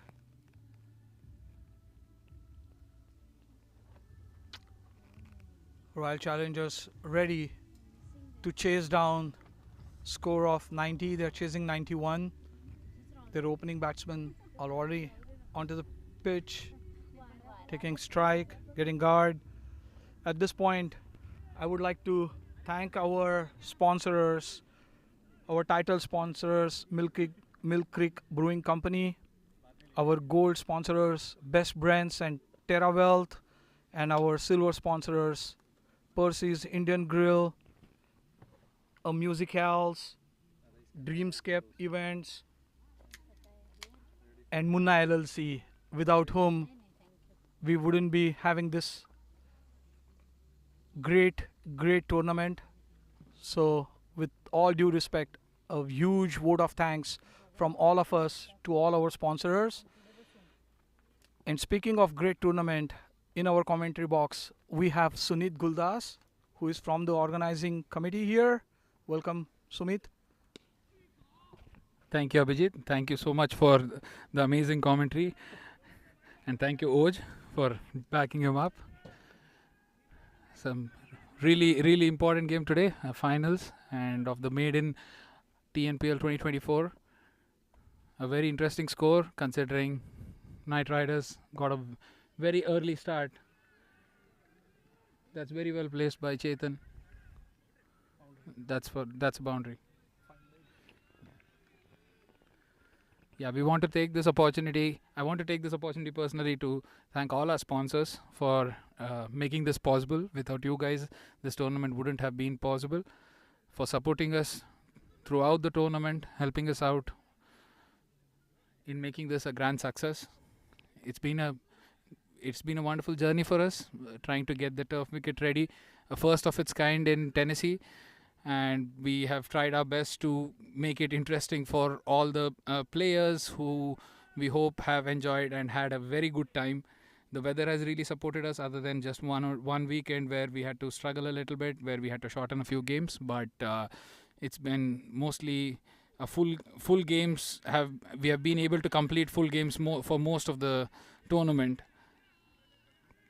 Again, as you can see, Raja throwing himself behind the ball, trying to stop it from going for a boundary. Sunit, you brought a very good point. I wanted to hear your thoughts about setting up this turf wicket. Oj and myself, we tried to ponder our thoughts around like how difficult it is, how different it is after playing on AstroTurf. See the ball staying low, batsman has to adjust all the time. There are no freebies. So what encouraged you? What are your thoughts? We would definitely like to understand as a player, as a parent of a young gun. Um, can you throw some more light on that? Yes, definitely. I think it's kind of a challenge. That is one of the reasons why we don't see a lot of turf wickets coming up across USA, considering the upkeep that it takes, the constant rolling and watering that it requires. It becomes a challenge to maintain a wicket like this because it requires constant care. And considering the weather in Tennessee, which gets quite cold, it also kills some of the grass on top of the wicket, makes it very difficult to maintain a wicket like this throughout the year. This year we have put our heart and soul into somehow getting it ready for a 6 week span. Hard, yes, definitely, and money too, so that we can get it ready for a 6 week span to run a short tournament, and which was fairly competitive. Our goal was to run a very competitive tournament where every game is very important game for every team, so that uh, there are no free walks for any of the teams in any of the games throughout the tournament. Everybody had to put their all in every single game. So that was our goal, and I think we hope to have more of these tournaments on the turf wicket. We are very happy to put this effort again, and we hope to continue this again in the coming years. Absolutely. Great insight there, Sunit. Thank you for that. Meanwhile, this is what pressure does. Washid, who has been pretty economical in his first spell, has leaked 11 runs with 2 boundaries. Madan also feeling some pressure, giving a bye, and that's what a low score in the finals does to you, and that too against a team like Royal Challengers, who has some good depth as far as batting is concerned. And Chetan actually stepping onto the gas from the get-go, hitting 2 boundaries right away.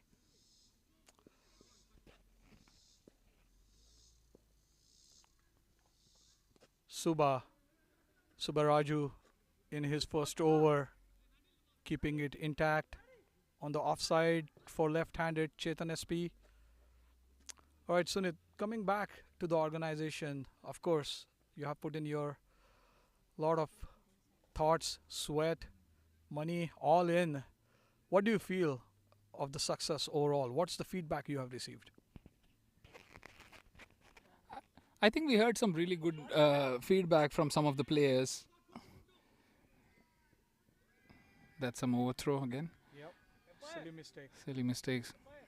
Yes.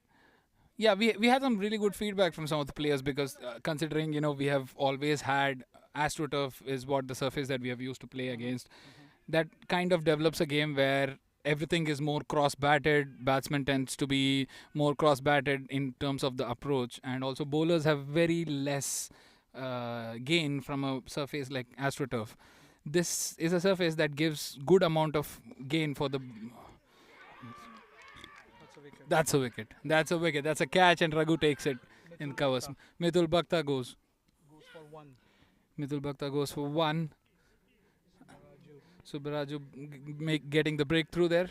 I don't know who the fielder is. Raghu is the one who caught the catch. Yeah, some very good fielding, very good low catch from Raghu. Yeah, as I was saying, I think some of the players. I think the first half of the tournament, I think it was good amount of challenge for the players to get adjusted to a different kind of a game which is more straight batted, where they had to bat more with less horizontal strokes and more vertical strokes, which made more difference in their approach. I think it brings a new challenge in this part of the region where there is hardly anything for the bowlers to look forward to and come back with a plan. So it adds a good amount of mix and brings a new challenge to the batsmen. And I think it's an exciting format. It is going to challenge everybody going forward too. We hope to have more of these games, even as part of our regular tournaments in the coming few days, because anyway we have the pitch that has been prepped and ready. So we are hoping to move a few games onto this so that teams can enjoy, even if it is a 40-over game or a T20 game. So that it's a good contest between bat and ball when there is equal amount of chances that can be created for both of them. Perfect. Thank you. So first blood being drawn here for Royal Challengers. Subaraju in his first over, getting rid of Mithul, who has been a good striker of the ball. Oh, close infielder there, had an opportunity, tough catch, but good fielding by Raghu. So Sunit, as a player, when you played yourself onto the wicket, as a batsman, very successful batsman on the AstroTurf, what did you feel of this turf wicket? I think we have all developed bad habits by playing on a surface which has rewarded by playing across. So I think it takes a while for some of us to get adjusted and reset that mindset that we have always been playing, at least for the last probably 5 to 6 years. All our players have been playing on a surface which is very similar to AstroTurf or AstroTurf. So there have been some jute mat games too. So there has been a little bit of a change, but nowhere close to what kind of surface that we are seeing it right now. So it's a good amount of challenge, and the amount of time that's very good. That's very good fielding from Shri Harsha. Definitely saved a boundary with a dive here. That was some good running. They got 3 Yeah, runs. batsman covering 3 runs there. Right. So this was an auction, and you picked up some players. There was another tournament that was an auction too. So is this the path forward for such tournaments? What do you feel about that? Very good question. I think if you look at the cricket in this region, it has always been the same few teams that have been playing off against each other. A similar kind of format that has been followed for close to probably from 2016, close to 7 to 8 years now. So this new exciting format, whether it is TNPL or MCPL, I think it brought a new kind of excitement. As you can see, there are a lot of advertisers, there are a lot of local businesses that are coming out and supporting this kind of a tournament. The auction was a very interesting spin for both these tournaments, and even from a MCPL standpoint, it brings a spin of itself by having it in Whites Creek, which is a smaller ground. It challenges you in a different way, where wind has a very major role to play there, and Smaller ground. smaller.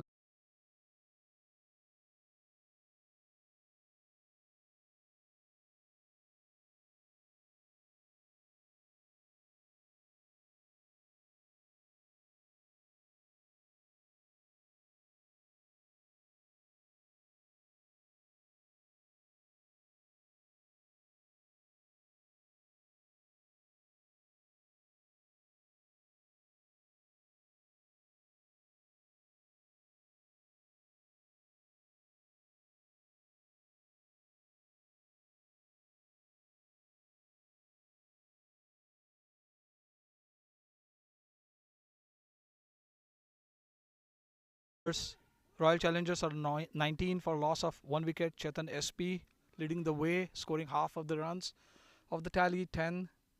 Washid still continuing. Oh, that was a great ball. Kept low. Chetan SP had no clue and it missed the stumps on its way. Yeah, Sunit, couple of key points there. One tournament being, favoriting all the batters or favoring all the batters, smaller ground, high scoring. On the other hand, the actual pitch is definitely a challenge for the batsmen. I'm not saying it's not challenging for the bowlers, because they also had to put their thinking cap on, bowl into the right areas, but a definite encouragement. Absolutely. So yeah, we had I would say test of both the worlds. and all the players making most of it, because there was some good response to MCPL. We are having TNPL today. Great response from all the families. They have come a long way. I see a lot of cars, a lot of enthusiastic supporters. So in the auction, Sunit, there was a lot of players getting picked up. Unfortunately, the young guns were away, so only few getting a chance. But in future, are we looking at, you know, some kind of options there to have some spots reserved for some young guns so they get to test the adults, they get to really show their talent and build their talent first of all onto the turf wicket, because that's the future, that's where we want to go. Oj called it out right. We would like to see someone from Nashville making it to MLC and eventually to the USA cricket. But how would you like to pave the road for these young guns? Definitely, I think that's a very good idea. We already had these discussions while the tournament was put in place. We had considered having reserve spots for some of the U19 kids out here. Our only concern that we had was, since this tournament is held in the peak of summer, some of the kids were out of town. So it would have been very difficult if we had some reserve spots to get some of the players, some of the kids who were U19 kids to come and be a part of these tournament, especially if we have reserve spots. So that was one of the drawbacks for us. But definitely in the future, we would like to consider at least in some way to figure out if we can add some spots that they can, we can add U19 kids, because I think the future of cricket is in that direction, especially. And even if you see in this tournament, the few kids who were U19 kids who were part of it, Siddesh, Aditya, who played, they were quite impressive. Even if from a batting standpoint, they applied themselves. They stood on the ground. They did not give away the wicket quicker. They scored some meaningful runs in the middle. So which shows that, it is much easier to mold them and much easier for them to, adjust and play. And while us adults found it much more challenging to make a change of approach. Yeah. So. Yeah. Well, let's go in that direction. Thoughts of giving chances to young guns. Meanwhile, Chetan has converted a dolly full toss on the leg to the square leg boundary. Fielder have found the ball. So coming back to what you are doing, Sunit, actually, in the form of TCA. I know TCA has been the pillar for all these young lads. You are already running an academy. So we would like to hear some of your thoughts around what made you think of coming up with an academy, giving opportunities or building that talent. Can you share more thoughts? Sure, definitely, yes. I think it all started when we initially wanted to, give opportunity or some basic amount of cricket training to some of the kids. We saw a lot of kids playing, some in Franklin area, all across, playing on the streets or anything like that. So we wanted to give back to the community. We wanted to give back a little bit because we have been playing cricket for a very long time. We wanted to give them a platform where we had consistent cricket practice that was happening every week, so that they can all come, spend some good time, experience what we have experienced while we were in our childhood, where we went back, well, we were in India, so we were playing cricket every single day, every other day. On weekends, we were in the ground, meeting new friends, making new friends, scoring runs, taking wickets. We wanted to give them a feel of that. And that is how it all started. Initially, I think we started in 2022, and we just started off with the summer camp thinking we're just going to do it for 2 months and see how we get the response. The response was so good, we actually converted it into a whole year thing. And now every single week, Sunday mornings, 8:30 to 11:30 is what we have TCA practice. We have every week we have close to 30-35 kids that attend our practice. And most of them are younger. Some of them are as young as 6 to 7 years. So That's a good age to start. that's a very good age to start. We had last year we had a huge number of kids. We fielded teams for U15, U17, U13, and U11. All four teams from this region, and some of the teams we had to collaborate with other academies here in Nashville and also in Atlanta. So looking forward, we have so many kids in the age group of 7 years, 7 to 8 years.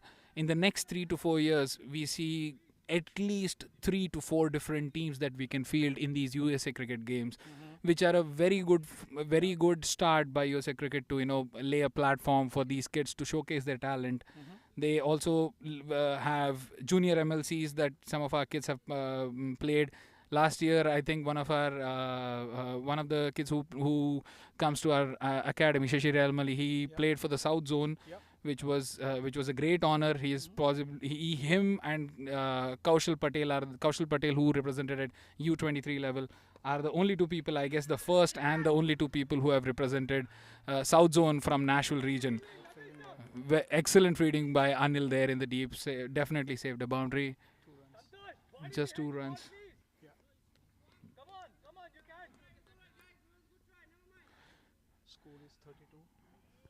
Score is 32 for 1 after 3.2 overs.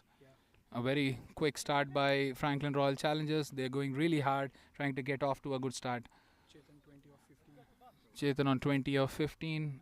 And Pradeep is 6 of 4. Pradeep is 6 of 4. Yes, so TCA has been a dream for us, and we are very proud, and we are very happy to see all the kids come out. That is the best part of our week, to come look at all these kids on a Sunday morning playing, trying their best, trying to compete with each other, trying to bowl that one good ball, or trying to play a short game of cricket that we try to push them to play within themselves, just to keep things interesting. So it's been a great journey for us, and we hope to continue it in the future and get more and more kids in this region a taste of cricket, a taste of our childhood that we have experienced. Perfect. Great thoughts. So let's talk about the expansion. I see that you guys are working behind this ground, trying to create probably another smaller ground for the young kids, or what are your plans for expansion? Definitely, I think we are slowly trying to see if we can have more grounds in this property. Because that would help give more and more importance. Currently, we have just one ground in this property, although we have a lot of empty space. We still have to clear up some trees and get more and more grounds in here. That would help more and more youth cricket in this region. Perfect. So currently we have grounds that are outside too, which are owned by different. Since this is a private ground, the amount of restrictions in this compared to a metro ground is much lesser. We can manage it, we can build it, and we can slowly grow it as we can. So I think it's also a good a huge thank you to Marshall County officials, who have been a tremendous support for us in building this ground, and developing this ground in the long run. They have helped us navigate through all the zoning issues, and they have helped us navigate through the right things that we needed to do for this ground to happen and for this tournament to happen. So a huge thank you to Marshall County officials for that. Awesome. Great. It's good to see some encouragement from the county officials. Meanwhile, Royal Challengers are cruising at 33 for 1 in 4 overs. Madan has to pull some strings, make it interesting. They did get initial wicket, but after that, it has been Royal Challengers, and that's why looks like Raja is coming to bowl, the highest wicket taker. Let's see if he can make it happen for Knight Riders. They definitely need wickets. We are still in power play, and they're cruising at the rate of almost 8.5. Raja bowling to Chetan SP.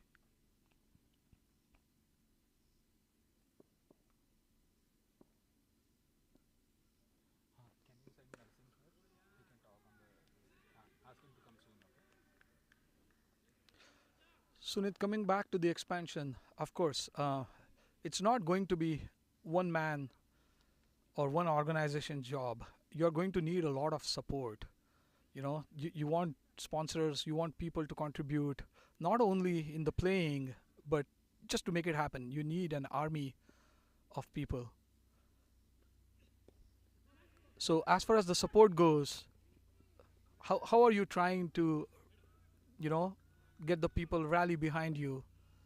What kind of support are you expecting, and what kind of support are you getting? That's a great question. Cricket in this region has been something that has been a hobby for everybody. Whether most of there is not a lot of money to be made, or there is not a lot of profits to be made here.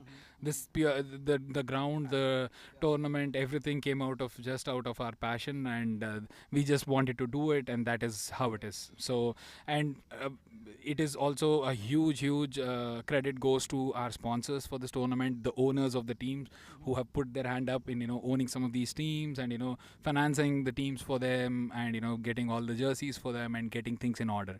So a lot of credit goes to that. And also the local teams, every single team put their hand up when we suggested this tournament, saying this is something that a new format that we wanted to try. Within the first 2 days that we proposed this tournament, we had 120 player registration straight away.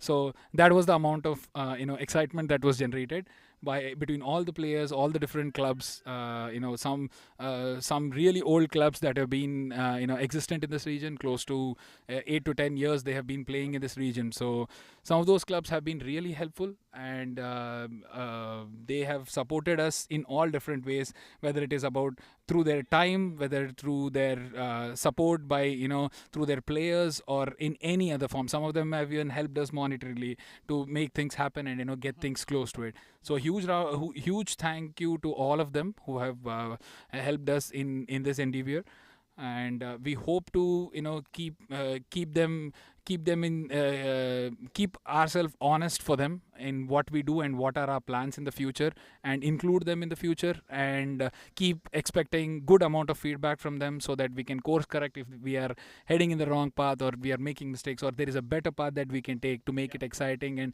involve everybody. It's a community thing in this region, where cricket, it's something that everybody loves. After a week of work, everybody just wants to come to the ground, enjoy a game, bowl a few balls, bat a few balls, enjoy their time at the ground, have a good time with their friends and go back. And that is what everybody is looking for, and we want to make sure that everybody has their fair share of time to press that reset button, so that they can go back to their lives. Absolutely.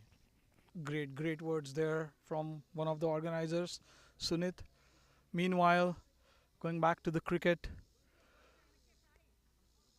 this is really testing times for Knight Riders. The best of the best bowlers, Raja, is also struggling, going down the leg, bowling 3 wide deliveries in this over. He's trying to make a comeback, trying to chip in here with a wicket. Royal Challengers not giving anything away. There you go. That's what was needed. Pradeep playing his shot all in the air, trying to squeeze some runs, but Raja, like a cunning fox, has got Pradeep through the gate. All 3 stumps knocked down. Great bowling by Raja. Probably this is what was needed to boost up Knight Riders. Madan trying to pull his team together, defending a very low total of 90 runs, and Royal Challengers have already scored 39. So the equation is they need 52 more runs from 91 balls. Wickets is all what they need. And in the thick of this, Srimant, Royal Challengers captain, walks in. He is definitely going to make a difference, and that's the wicket Knight Riders would aim for. Meanwhile, Chetan chipping away very easily, very briskly, 24 of 21.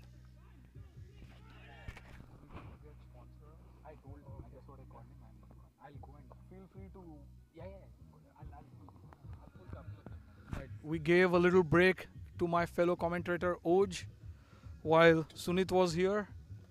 Thank you, Sunit, once again for all the good words there and all the good work. Oj, let's come back to the cricket. and especially to this match. You have been patiently watching the action while we were trying to understand Sunit, his thoughts behind the competition, his plans for expansion, his encouragement for the young kids. But coming back to the match, where are we poised here? I think we are still in a very good situation as far as the Franklin Royal Challengers are concerned. They seem to be on a pretty good roll. It would be an interesting competition to see where Raja is a high scorer who's bowling right now with 200 runs and Shriman trailing behind with 4 runs now. Um, and Raja bowling. So it's really nice to see if he can get his wicket and claim the position up there, plus get some good wickets for his team. Uh, but yeah, I think it's a very good position for the Franklin Royal Challengers. After the end of 5 overs, 40 for 2.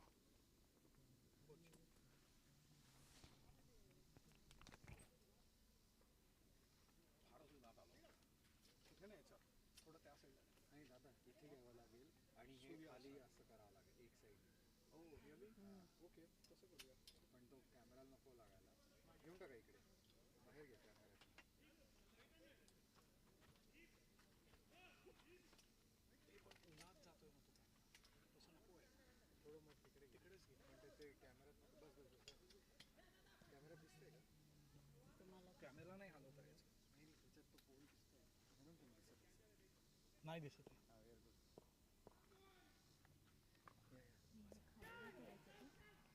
Some good fielding in the gully region. Srimant on strike. Subbaraju continuing in his third over with a dot ball. He has conceded 12 runs, got 1 wicket. Yes, you are absolutely right, Oj. This is still in favor of Royal Challengers considering the the batting strength that they have.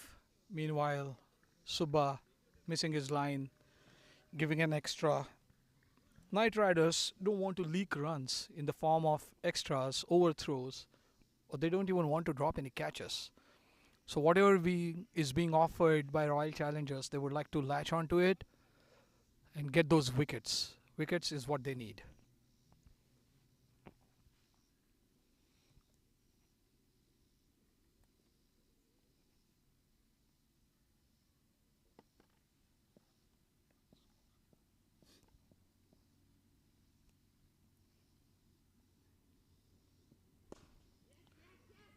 That's a full ball, pushed away to the mid off for a quick single. This is what a batsman should do on these kind of wickets is try to get yourself in when you're coming after the power play or in the later phases of the game as the pitch deteriorates a little. And that's another quick single taken out there. The ball is not dead. Everybody is looking at each other trying to understand if the ball is dead or not. Is that a legal single from Shriman? That's really great presence of mind in the game. The ball wasn't dead. The ball was passed by Saikoya over to the stumps. But that is called as a legal single, and that's good presence of mind from Shriman. That's a quick single that makes it 2 of that ball. This is really sluggish coming in from Nashville Knight Riders. They don't really have a lot of luxury in the runs that they have scored. Oh, that's a good ball. Right into the block hole, takes the inner edge, gets a quick single. So I think, Abhijit, what do you think? What different can the bowling team do here to get some wickets? Yeah, I'm surprised that Madan is not able to bring on his spinners. Looking at the total that they are defending, and the bowlers also. I don't know if they are able to bowl the slow balls because that is the trick on this wicket. We have seen it in the previous games, especially with Spring Hill Spartans. A slow part-time bowler can be very effective on this pitch than a pace bowler. Again, those are my thoughts. I have not played this tournament. I have not been on the wicket, but that's what I feel. Some good fielding there, some good collection behind the stumps as well. But that's what I feel.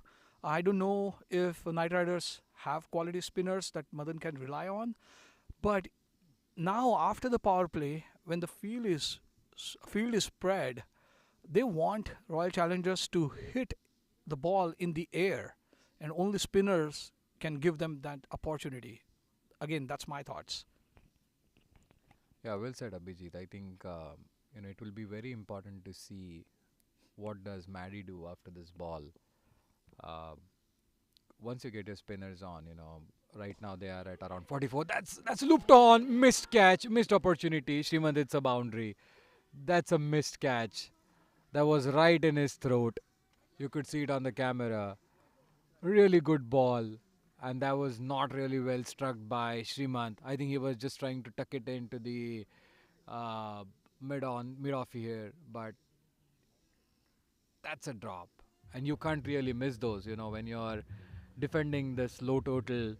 That's one of the best batsmen out there on the field right now. You can't really miss those catches. Would this be a game-changing ball? Absolutely, right on cue. This is what happened when Spring Hill Spartans, they could get Madan and they dropped a cotton ball opportunity of Raja, and he was the game changer in that contest. This is what is happening, exactly what is happening here in this match, dropping Srimant, and we were talking about bowling slow balls. That's what Subba had bowled as a last ball, creating an opportunity. So going beggy, and yep, that's going to play on Knight Riders, especially on Madan's mind. But we'll see.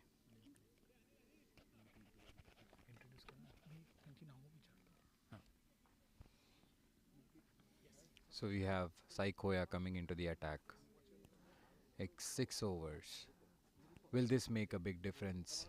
Saikoya is at a very important point in the game. Oh, that was just short of the extra covers out there. They've been doing a great job, with the batsmen trying to keep it in the gaps, running those single doubles, doing a great job. Saikoya giving it more air. Shorter ball, whacked across to the deep square leg area. 2 bounces and into the boundary. Amazing innings here. He's building his great innings here, Chetan SP. Doing everything that it takes. Wants to take his team across the border. Making everything that he can. All right. And guess what? We have got our sponsors in the commentary box. Mill Creek Brewing Company. We have got the owners, KP, Kunal Patel, and Drupal Patel. Welcome, guys. Thank you for coming out in this hot. But I see you're carrying a dose of your medicine. That shows on your face with a bright smile. Thank you for encouraging our cricketers here. So handing it over to Kunal to share his thoughts of coming up with a sponsorship for a great cause. Kunal, over to you. Thank you so much. It's an honor to be here on the cricket field. Being born in India, in Gujarat, and seeing cricket played here in the South in Tennessee, that's quite an accomplishment for not only for Indians, but also for those that are new to the sport like myself, learning about the sport, being a part of the sport. As Drew and I are missing our third partner, Mithun Patel, who is not here today, but when we were offered the opportunity to sponsor a cricket league, it just felt natural. Absolutely. And what two things go hand in hand other than beer and cricket? So Wonderful, like that. But no, very thankful. I mean, this is an amazing day. The weather is beautiful. Yeah. The teams are playing well, and just the fact that there's a cricket field now in Middle Tennessee. Yeah. I encourage everyone that's listening, please come out and support the Tennessee Premier League. Come support your favorite team. There are 6 teams to choose from. Yep. Drew, any comments, questions? Yeah. Thank you, KP, for Absolutely. the encouraging words. You're right. This is just a beginning, is what KP is trying to say here. He's ready to chip in with all he could, trying to encourage cricket in South Tennessee. You're absolutely right, KP, when you say it's good to see cricket tournaments happening. So more than a recreational cricket, now we are moving towards a competitive cricket, and that definitely needs a lot of support from, sponsors like you. So I would like to give a vote of thanks, a huge vote of thanks to you both for stepping in here, chipping in here, and encouraging our cricketing talent. And all the young guns who are watching, they are only going to get encouraged to play and contribute to this cause. I mean, wonderful to have this first up, that too on a turf wicket for the first time here in South Tennessee, and this is going to get only better. Going back to the cricket real quick, Royal Challengers are on 57 after 7. Sai Koya, who actually had some success in the previous game, chipped away with a lot of wickets in the last game. He was brought on by Madan, speaking of spin bowling, Oj calling it outright. But he leaked 8 runs in his first wicket, starting with a boundary on the second ball. It was a freebie, and Chetan gleefully accepted that.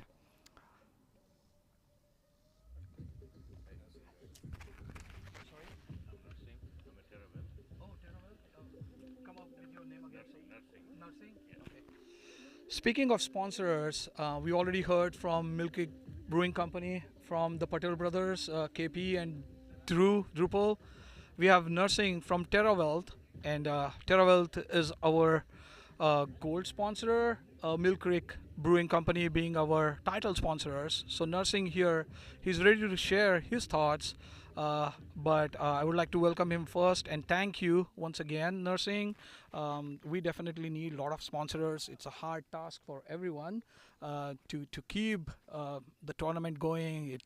As I said, it needs army of people. So thank you once again, and I would definitely like to understand what are your thoughts. But meanwhile, after Sai, there is another spinner bowling to Srimant. Let's wait for this delivery. That was some good bowling. That was some good start by Raghu. Srimant, very watchful. Yeah, nursing. What are your thoughts? How do you feel about this tournament and this opportunity to sponsor the tournament? Hey, good afternoon, guys. My name is Narsingh Komareddy, and I've been in Nashville for almost 30 years now. Wow. And the thing is, I come from a big cricketing family back home. My dad was Andhra captain for Wow. 3 years in the late 60s. That's cool. And then they also had a record of having 5 brothers from the same family Wow. on the Ranji team for Andhra That's great. during that time. So, but I hurt my back, so I did not really pursue my career in cricket. I played under 19 zonals, and I played for the districts. That's cool. So when the TNPL and Music City Premier League, when they first started this tournament here in Nashville, they approached me, asking me to be a part of the cricketing community, and that was a great opportunity for me to get involved in it, in the community, in the cricketing community. So I appreciate the opportunity. Wonderful. And as far as this is concerned, this is really great because like I said, I have a lot of friends who play a lot of cricket, not just here but in Atlanta as well. And for me to be a part of this and get the opportunity to sponsor it, it's absolutely an honor for us, and we appreciate that. Great words, nursing, and I'm very happy to meet you. Somebody who has played cricket, and going up to the father and some siblings representing Andhra. That's some achievement. Very happy. I think you are rightly connected and doing a great job. Meanwhile, Srimant being very watchful there to Raghu. It's not a very big ask for the Royal Challengers, but Knight Riders throwing everything at them, trying to get that wicket of Srimant to start the collapse. So, nursing, what do you think of this turf wicket? You have already played under 19. Overall, what are your thoughts? Should we have the AstroTurf, or we should encourage people to play on the turf wicket? Oh, without a doubt, the cricket should be played on the turf wicket. No question about that. But we changed the model. We have tennis ball cricket, and we have hardball cricket, and regular cricket, ball cricket, and all that. But we play on different surfaces. But I think playing on the turf by far is the best way to play cricket, because it's true cricket in my mind. Absolutely. Great feedback there. As you all heard, whoever is online, thank you for you all also to come online. But you heard it from a player who has represented a state in India, Andhra Pradesh, under 19 cricket. Playing on turf is the skill. We are not saying you should not be playing on AstroTurf, but if you want to really make some inroads into this US cricket, turf is the way. Raja continuing in his second over to Chetan SP. Another ball down the leg, pleading for a thigh guard or a pad touch. Unmoved. Vinay called it wide.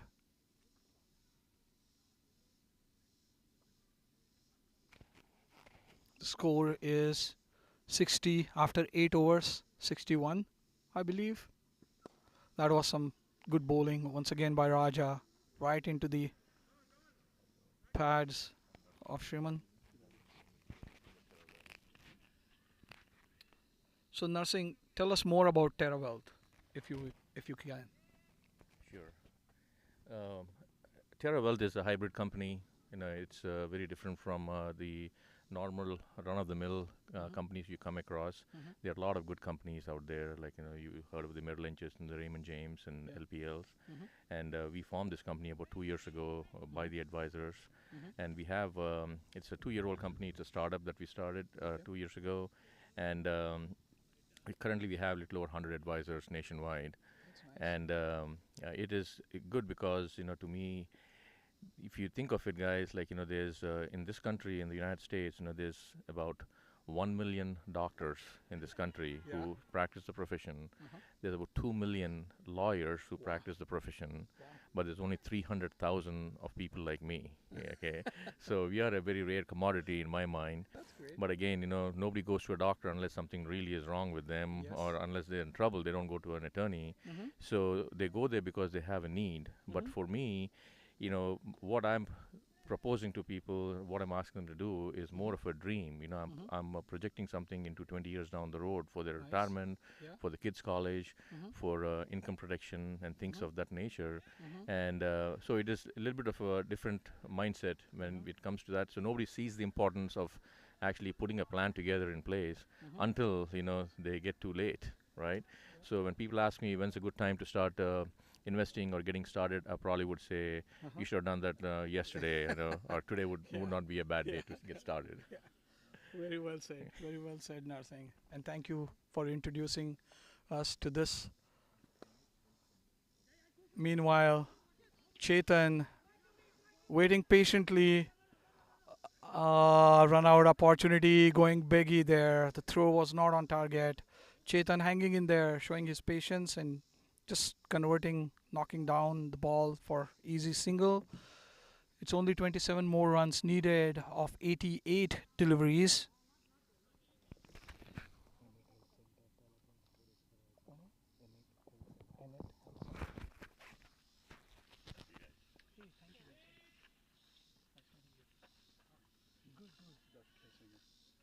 What's your name? Dr. Kasinger. Dr. Kasinger? Okay, so we are happy that we have all our sponsors showing up into the commentary box, and I like the way everyone is looking at this opportunity to be part of this opportunity. And meanwhile, that was a dolly by Raja. Raja definitely showing some pressure, and Srimant like a hawk latching onto that ball, hitting it over the square leg boundary. Easy runs. So we have Dr. Kasinger from Enid Health, other sponsor. Welcome, doctor. And I would definitely like to understand from you your thoughts about overall this tournament and the cricket in South Tennessee. Looks like it's catching a vibe. Absolutely. It's been great for me to learn and come out and hang out with the cricket teams and the culture. I've learned a lot this year. I kind of got exposed to cricket last year, and I just really fell in love with more of the brotherhood. So, but it's interesting. I grew up in Kentucky playing baseball, and it's quite similar. With some differences. I also played rugby, and all of my rugby teammates were from South Africa and There you go. England, and everybody played cricket there but me. So now I'm learning. All right. So are we going to see you next time playing in the cricket gear? Maybe a fielder, maybe. That's nice. Meanwhile, Raghu dropping a straight catch thrown at him by Chetan SP. Another drop, and these drops are definitely being costly for Night Riders. So, Doctor, tell us more about your business. Well, we've been in Middle Tennessee for the past 20 years, and really we offer a unique approach to sports medicine. So we utilize a multiple disciplinary approach from the latest in medical treatments in chiropractic and physical therapy. We put them all together in the same place, so that way you don't have to go here, there, and everywhere, and everybody knows what everybody's doing. You get the best outcomes. Wonderful. I mean, I'm now intrigued to understand more because you just said sports medicine and sports therapy. I don't know how many of these players have been introduced to such a kind. So that's going to be a unique combination. Can you tell a little more about how it can help all these cricket players? Absolutely. One thing, like there's the need for care immediately when you're injured, but there's also, the prehab instead of the rehab. So we can also offer insight into how to get in shape, how to be in your best health. Nice. And then, when needed, we can find that help for you too. So, we, like I said, we utilize stem cell therapy, PRP, chiropractic, Nice. the latest in physical therapy modalities, just to speed up recovery and get you back what you want to do.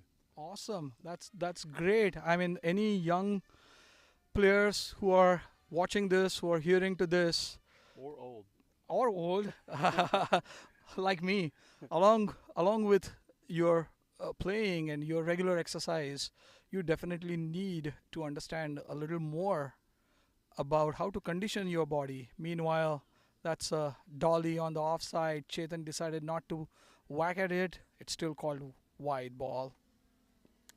Runs coming thick and fast. We have some drone coverage over our heads. I think the tournament is well equipped. Absolutely. We have some doctors here coming up with sports medicine and sports therapy. We have investors, the brewery, trying to take care of all the players after the match. Yeah, absolutely. And then we have some advisors trying to chip in with the sponsorship as well. I think we are all well equipped. Meanwhile, a misfield and easy single for Royal Challengers. They are cruising. They are on autopilot, if you will. This is Raghu. awesome, though. It's like, Maddie and Sunit and Rajesh, they have just keep putting money back into the field and making it, nicer and nicer. This is just, it's awesome out here. Yeah. Although I do believe that, in cricket, we should look at our kids putting shorts instead of long pants. That's not going to happen. So as per the international rules or ICC rules, it has to be, you have to wear the pants. We need to talk to somebody higher up. And no, that's not going to happen. But I mean, I know why you're saying that. It's hot and humid out here. I'm sure everybody is sweating, but that's not how the cricket is played. Sure. And just to introduce you to one more time to cricket, Doctor, we have Major League Cricket, just like MLB. Since you have been a baseball fan, have played baseball, there is something called Major League Cricket that has happened. This was the second year, I believe, and then the team from New York, Mumbai Indians from New York, have been the winners. I don't know who won this time. I'll check my records. But there also have been 6 teams. One from Dallas, one from New York, one from Seattle, one from LA. So I cricket. think I saw, didn't they start to transform old baseball stadiums into cricket? Absolutely. So there were, I think, 2 or 3 stadiums, one being built in Seattle, one being built in Los Angeles right now. But we had a Grand Prairie Stadium in Dallas, Texas, and then New York also had another stadium. Morrisville in North Carolina has other stadium. If you don't know, Cricket World Cup, the T20 World Cup, also happened in US. They were like the organizers with West Indies. So there were some matches that were played in US. So next time, whenever you get a chance, I would encourage you to jump onto what's the the biggest cricket. state right now for cricket? Texas? Texas Yeah. is the And biggest, then, right? Yep. I think down in Georgia and They are coming up, I would say, and that's why this encouragement from you guys for South Tennessee has a lot of value. It adds to what Sunit and the team they are trying to do. There are a couple of leagues that are happening in Tennessee, but if we get more and more sponsorship, we can come up with some good cricketing fields. As you see, it takes an army of people to maintain, and that's why a huge word of thanks to you, Doctor. That's awesome. Thanks. Thank you. Thanks. Absolutely. Meanwhile, it's a 10-over break. It's 72 for 2. It's not a tough ask. This is exactly how I think Knight Riders were. The only difference was they had lost 4 wickets. They had 72 on the board, but hereafter it was a landslide for them, and that's what probably Knight Riders are thinking would happen in the form of Royal Challengers. Usually after the break, there is always a wicket. Call it a commentator's curse, but I'm going to see how it happens. We are having some drone coverage as well. Guys who are viewing this online or hearing this online, again, a word of thanks to you as well. We had all our sponsors show up. Some are still there enjoying some music and enjoying this finale between Knight Riders and Royal Challengers. I'm going to take a break, handing it over to Oj for cricketing action. Doctor, once again, thank you so much for showing up in this heat. Yes, sir. And I really look forward to you to have some cricket Maybe action so. next year. Maybe so. Until then, if anybody wants to look us up, it's N8, the letter N, the number 8, healthcenters.com. I'll definitely keep a track of that as a sportsman, as a parent of a growing kid who plays cricket, and I'll definitely remember that. Thank you once again. Over to Oj. Thank you, Abhijit. It's a tough job being a commentator out here, speaking for hours, and also, in this heat. We did have some relief with some wind blowing.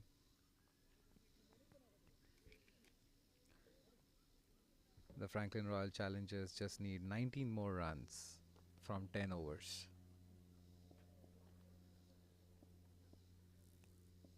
We have Santosh coming in from the pavilion and starts off with a wide.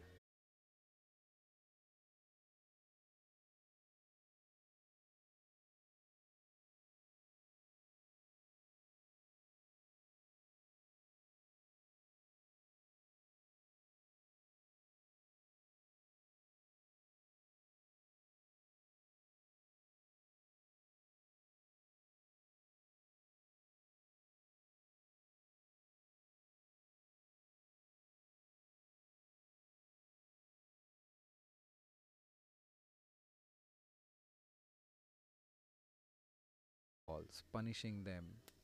If they are in the right areas, he's leaving those balls, defending them, leaving the wide ones. He's setting an example of how you want to bat on these wickets, these conditions. Exceptional batting here. Santosh changing his end, coming around the wicket. Bowls it in the outside of area. The perfect death over bowling.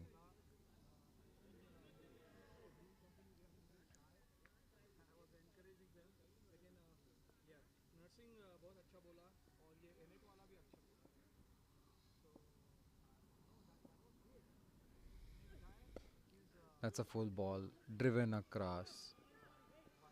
Lovely fielding by Raja in long off. Throws it in. Chetan SP settling up for a couple of runs.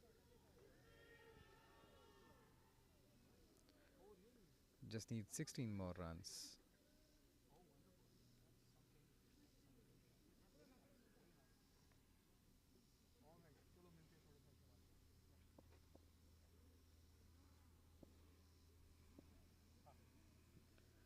Santosh coming in, firing it in the Yorker length. Chetan SP driving it beautifully straight to Raja.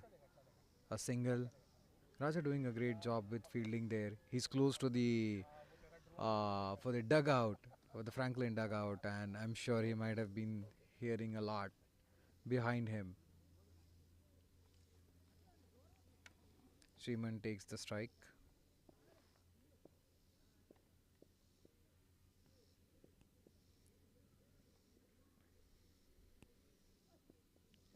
Another full ball outside off, a wide.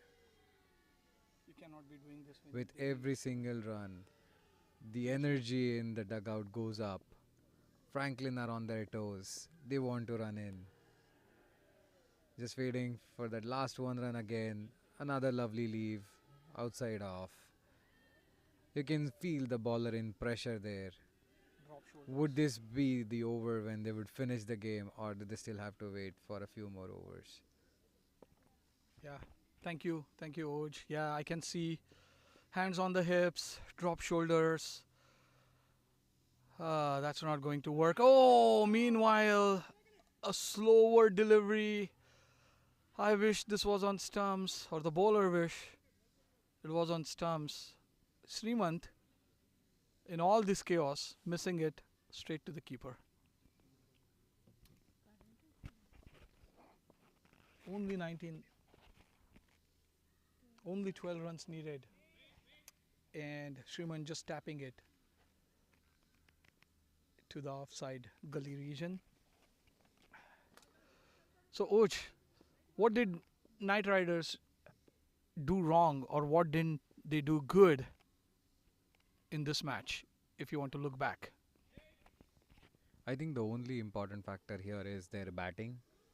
Madan was hanging on from one end. He did a really great job.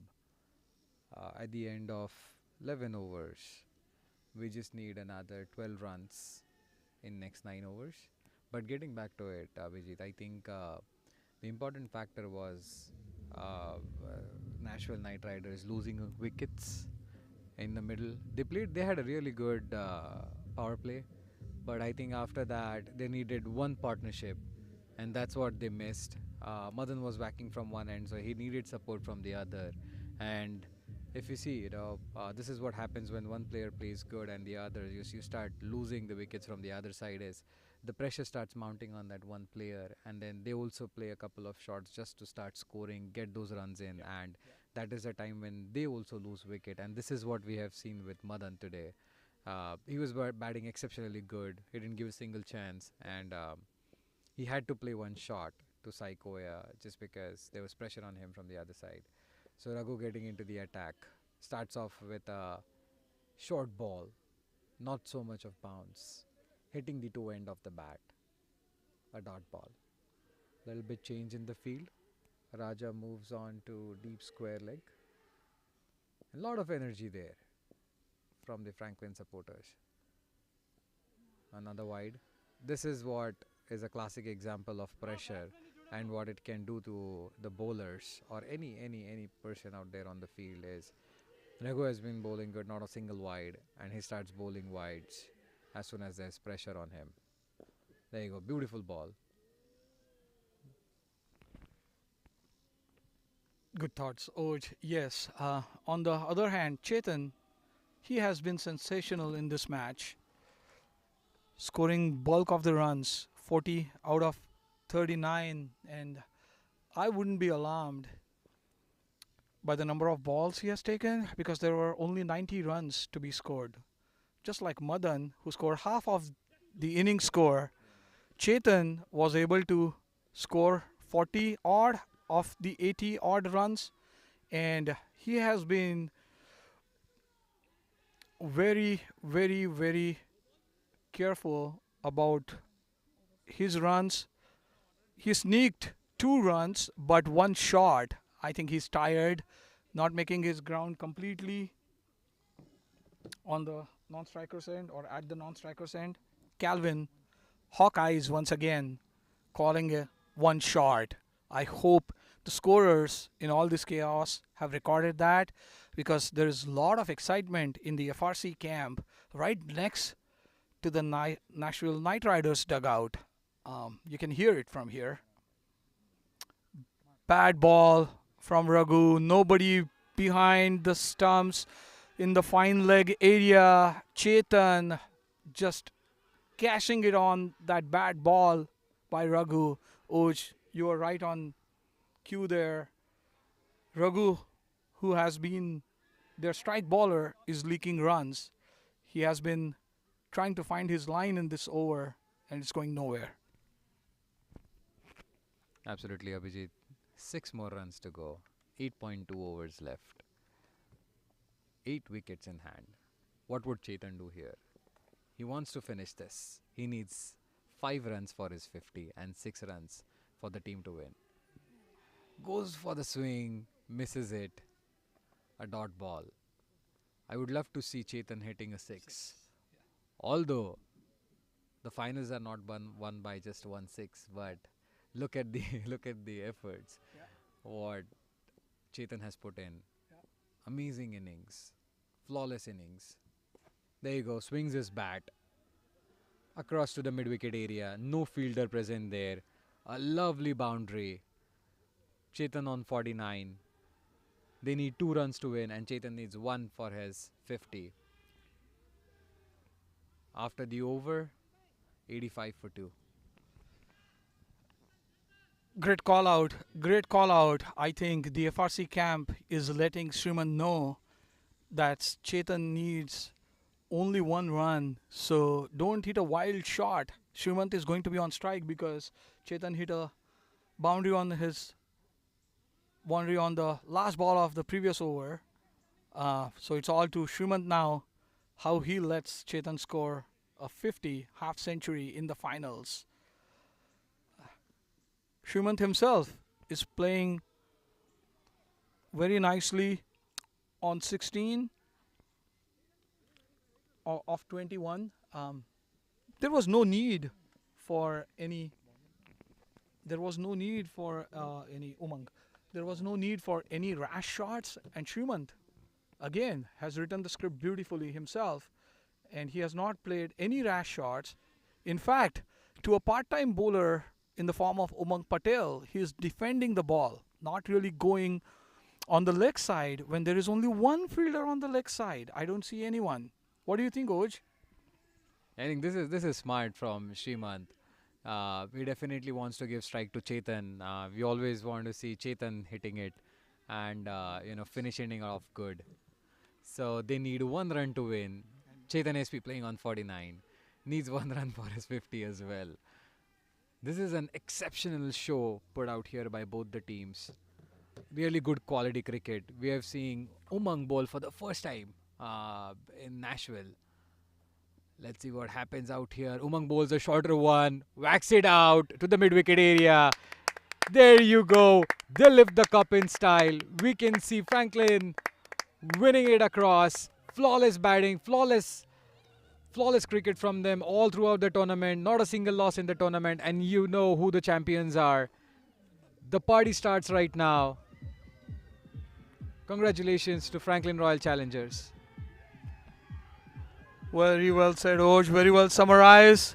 The first cup of a unique turf wicket competition, T20 competition by Tennessee Cricket Association, lifted by FRC Franklin Royal Challengers. And in all the excitement, everyone is on the wicket, on the turf wicket. We need to preserve that.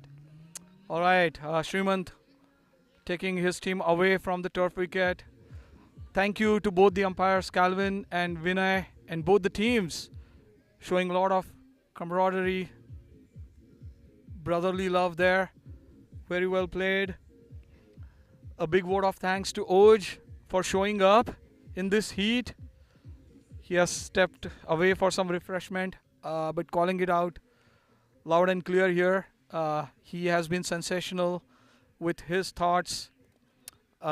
We also had Siddesh, Shankar, and Dinesh as part of our young cricketers sharing their experience. Siddesh got an opportunity to actually play and has been rock solid behind the stumps. He is definitely in the race for best keeper alongside Madan. Madan, unfortunately, not getting any chances during this match because there were none offered by Royal Challengers. Only 2 down. A huge win by 8 wickets for Franklin Royal Challengers. That too in the 13th over. 7 overs to spare as well. Huge win. Huge thank you to the organizers and heartiest congratulations to Royal Challengers. We all know who is going to be the man of the match. Well, you know what? When I say that, actually it's going to be a tussle. Srimant with his sensational bowling figures of 6 for 12 runs and Chetan SP with an unbeaten half century. Let's see who the man of the match is or the player of the match is. We already know Srimant is the orange cap winner and Raja with the purple cap winner. No? Oh, with his 6 wickets in this match, I think Srimant has taken over Raja. So MVP is going to be Srimant for sure. But player of match for the finals, we are going to see who it really comes down to. We have a ceremony, a prize ceremony coming down in a few minutes. We are going to see if we can manage the logistics and move our camera and everything over there. We are going to need some support from the organizers. But let me take this opportunity to thank you once again for all who have joined us online and have listened to us. Oj, thank you once again for your expert comments, for showing up in the commentary box here. A huge vote of thanks to you too. Thank you so much, Dada. You have been a great commentator, great supporter, great player, everything for Nashville cricket. Thank you so much again. Let's take a break. We'll see you at the presentation ceremony. Thank you.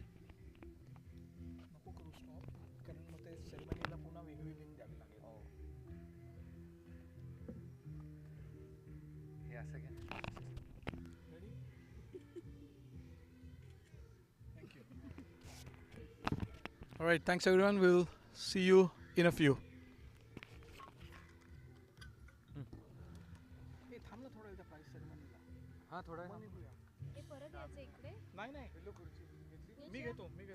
मी गाडीत ठेवतो ते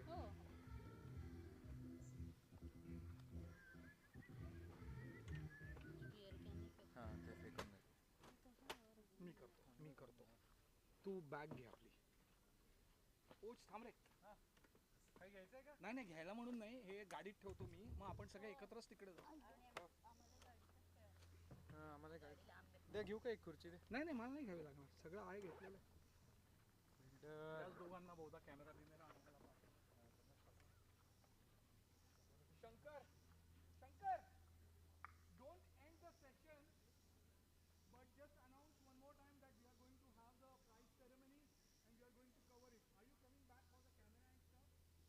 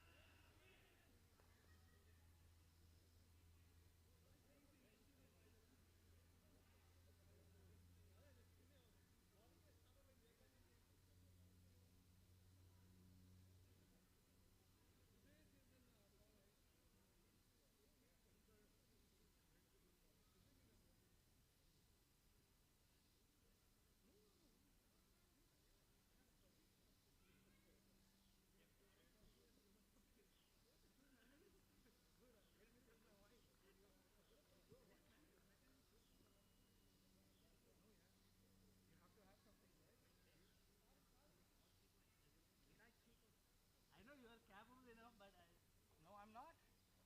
I'm not. Okay, guys, this is what we are going to do. Okay, because we are going to move the camera and this thing together, somebody has to hold the table and walk with me with the same pace. Okay, all right, ready? Lift it. Oh, wait. Okay. Why you carry this one? Yeah. Carry it in your pocket, Siddesh, because it's This the is the other one. fresh water. Yeah. Carry it in your pocket. Good boy. And Shankar, if you want to grab the other one, Which one? in your pocket. It's open. No, that's okay. I was drinking, so he'll hand it over to me. Thank you. All right, Okay, ready? Let's go. From there. I think you carry all of one single shot. No, see, it's going to come down. Oh, okay. It's all linked. Guys, sorry for the disturbance, whoever is online, but we have to move this over to the other area very slowly. Shankar, I think you can manage that screen. Yeah. Okay, let's go. And whenever you're tired, guys, tell me so I can stop. All right, go ahead. We have to go that's straight. better. Yeah, we have to go straight. Okay. Shankar, come here. Okay. Oh.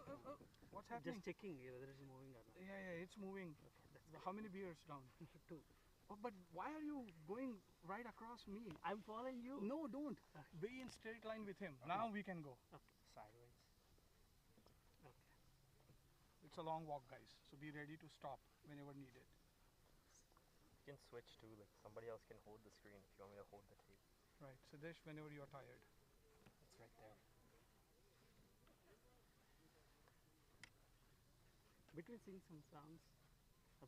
No, I No don't want to. songs? No, I'm very Give focused. some music, yeah. No, I'm very focused.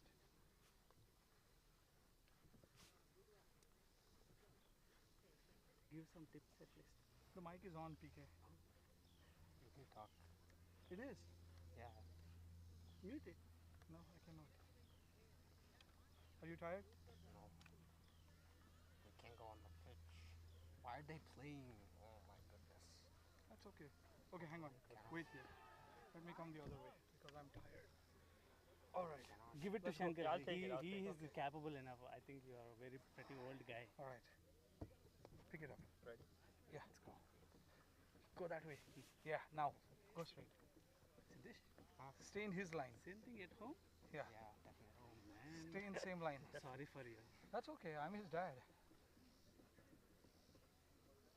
Get out of home as early as possible. He is already out. No, as much PK, we don't need As your far expert away. comments. As far away.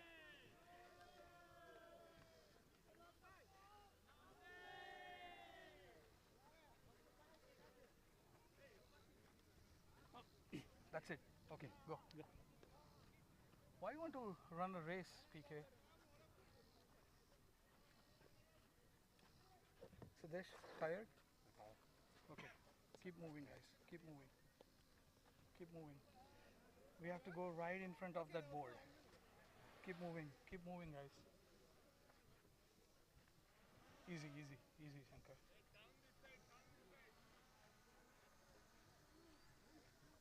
PK, be in straight line with Siddesh. Okay, good. Siddesh. Keep moving. Keep moving. Keep moving. Keep moving. Siddesh, come this way. PK is not going to stop. Yeah. Keep moving. This is not clock. We have to run. No.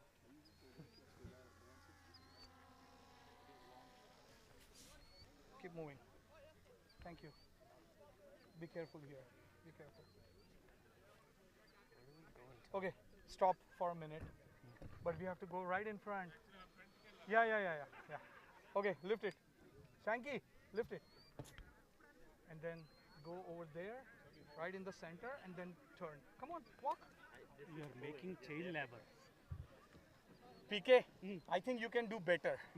Come on, don't make me raise my voice now. Okay, now turn around. Shankar, you stay here. You stay here, Shankar. That's it. Okay, dokes. All right, hang on. Hey, Rajesh, adjust this. Yeah, just a zoom. Yeah. Yeah.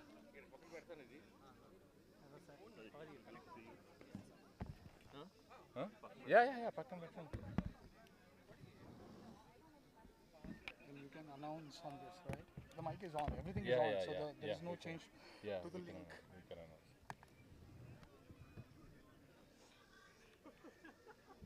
I think we need to move a little bit more this side. Bapatji, we need to move a little bit more this Yes, side. sir. I can definitely do that.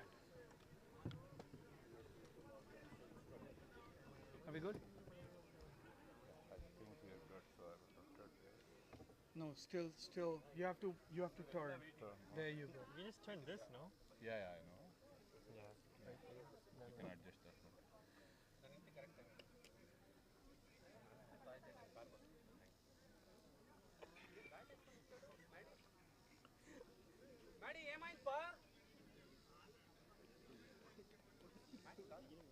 He's taking some pictures. Looks like the photographer just now showed up.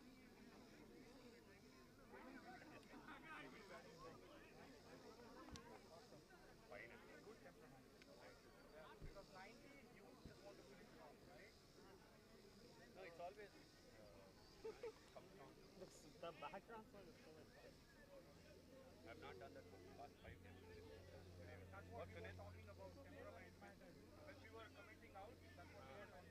Like Virat Kohli, left hand Virat Kohli. Yeah. Exactly what we were talking about. Yeah, but I'm very jealous of it. 1.5 million views. I love it. I love it. Oh, you don't know? I saw that. 1.5. It's going to go 2 million. India से मुझे balance.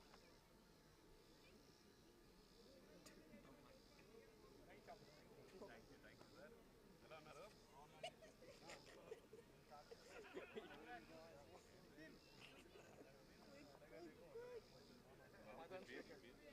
मैंने भी कहा I'm a teetotaler. But thank you.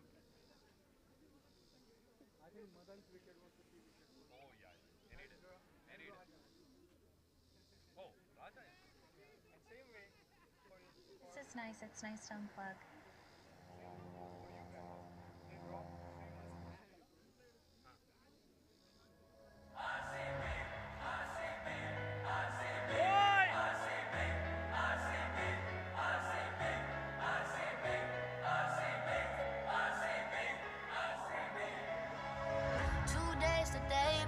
For the challenge,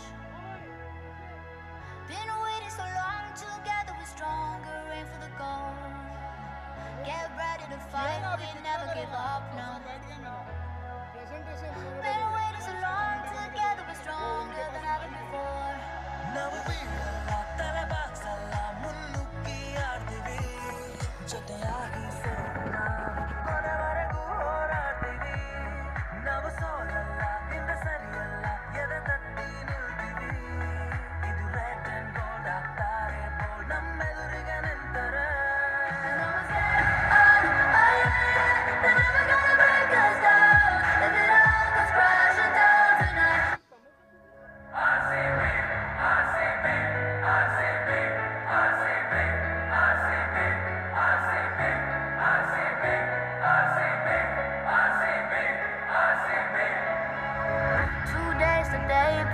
for the challenge.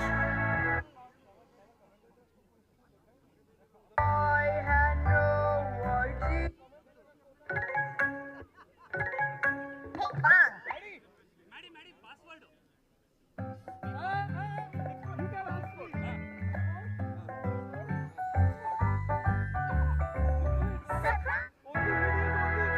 Been waiting so long. Together we're stronger. Aim for the goal. Get ready to fight, we never give up, no.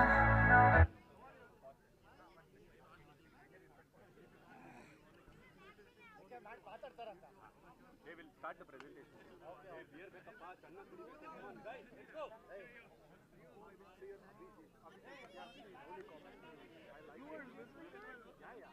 I'm surprised.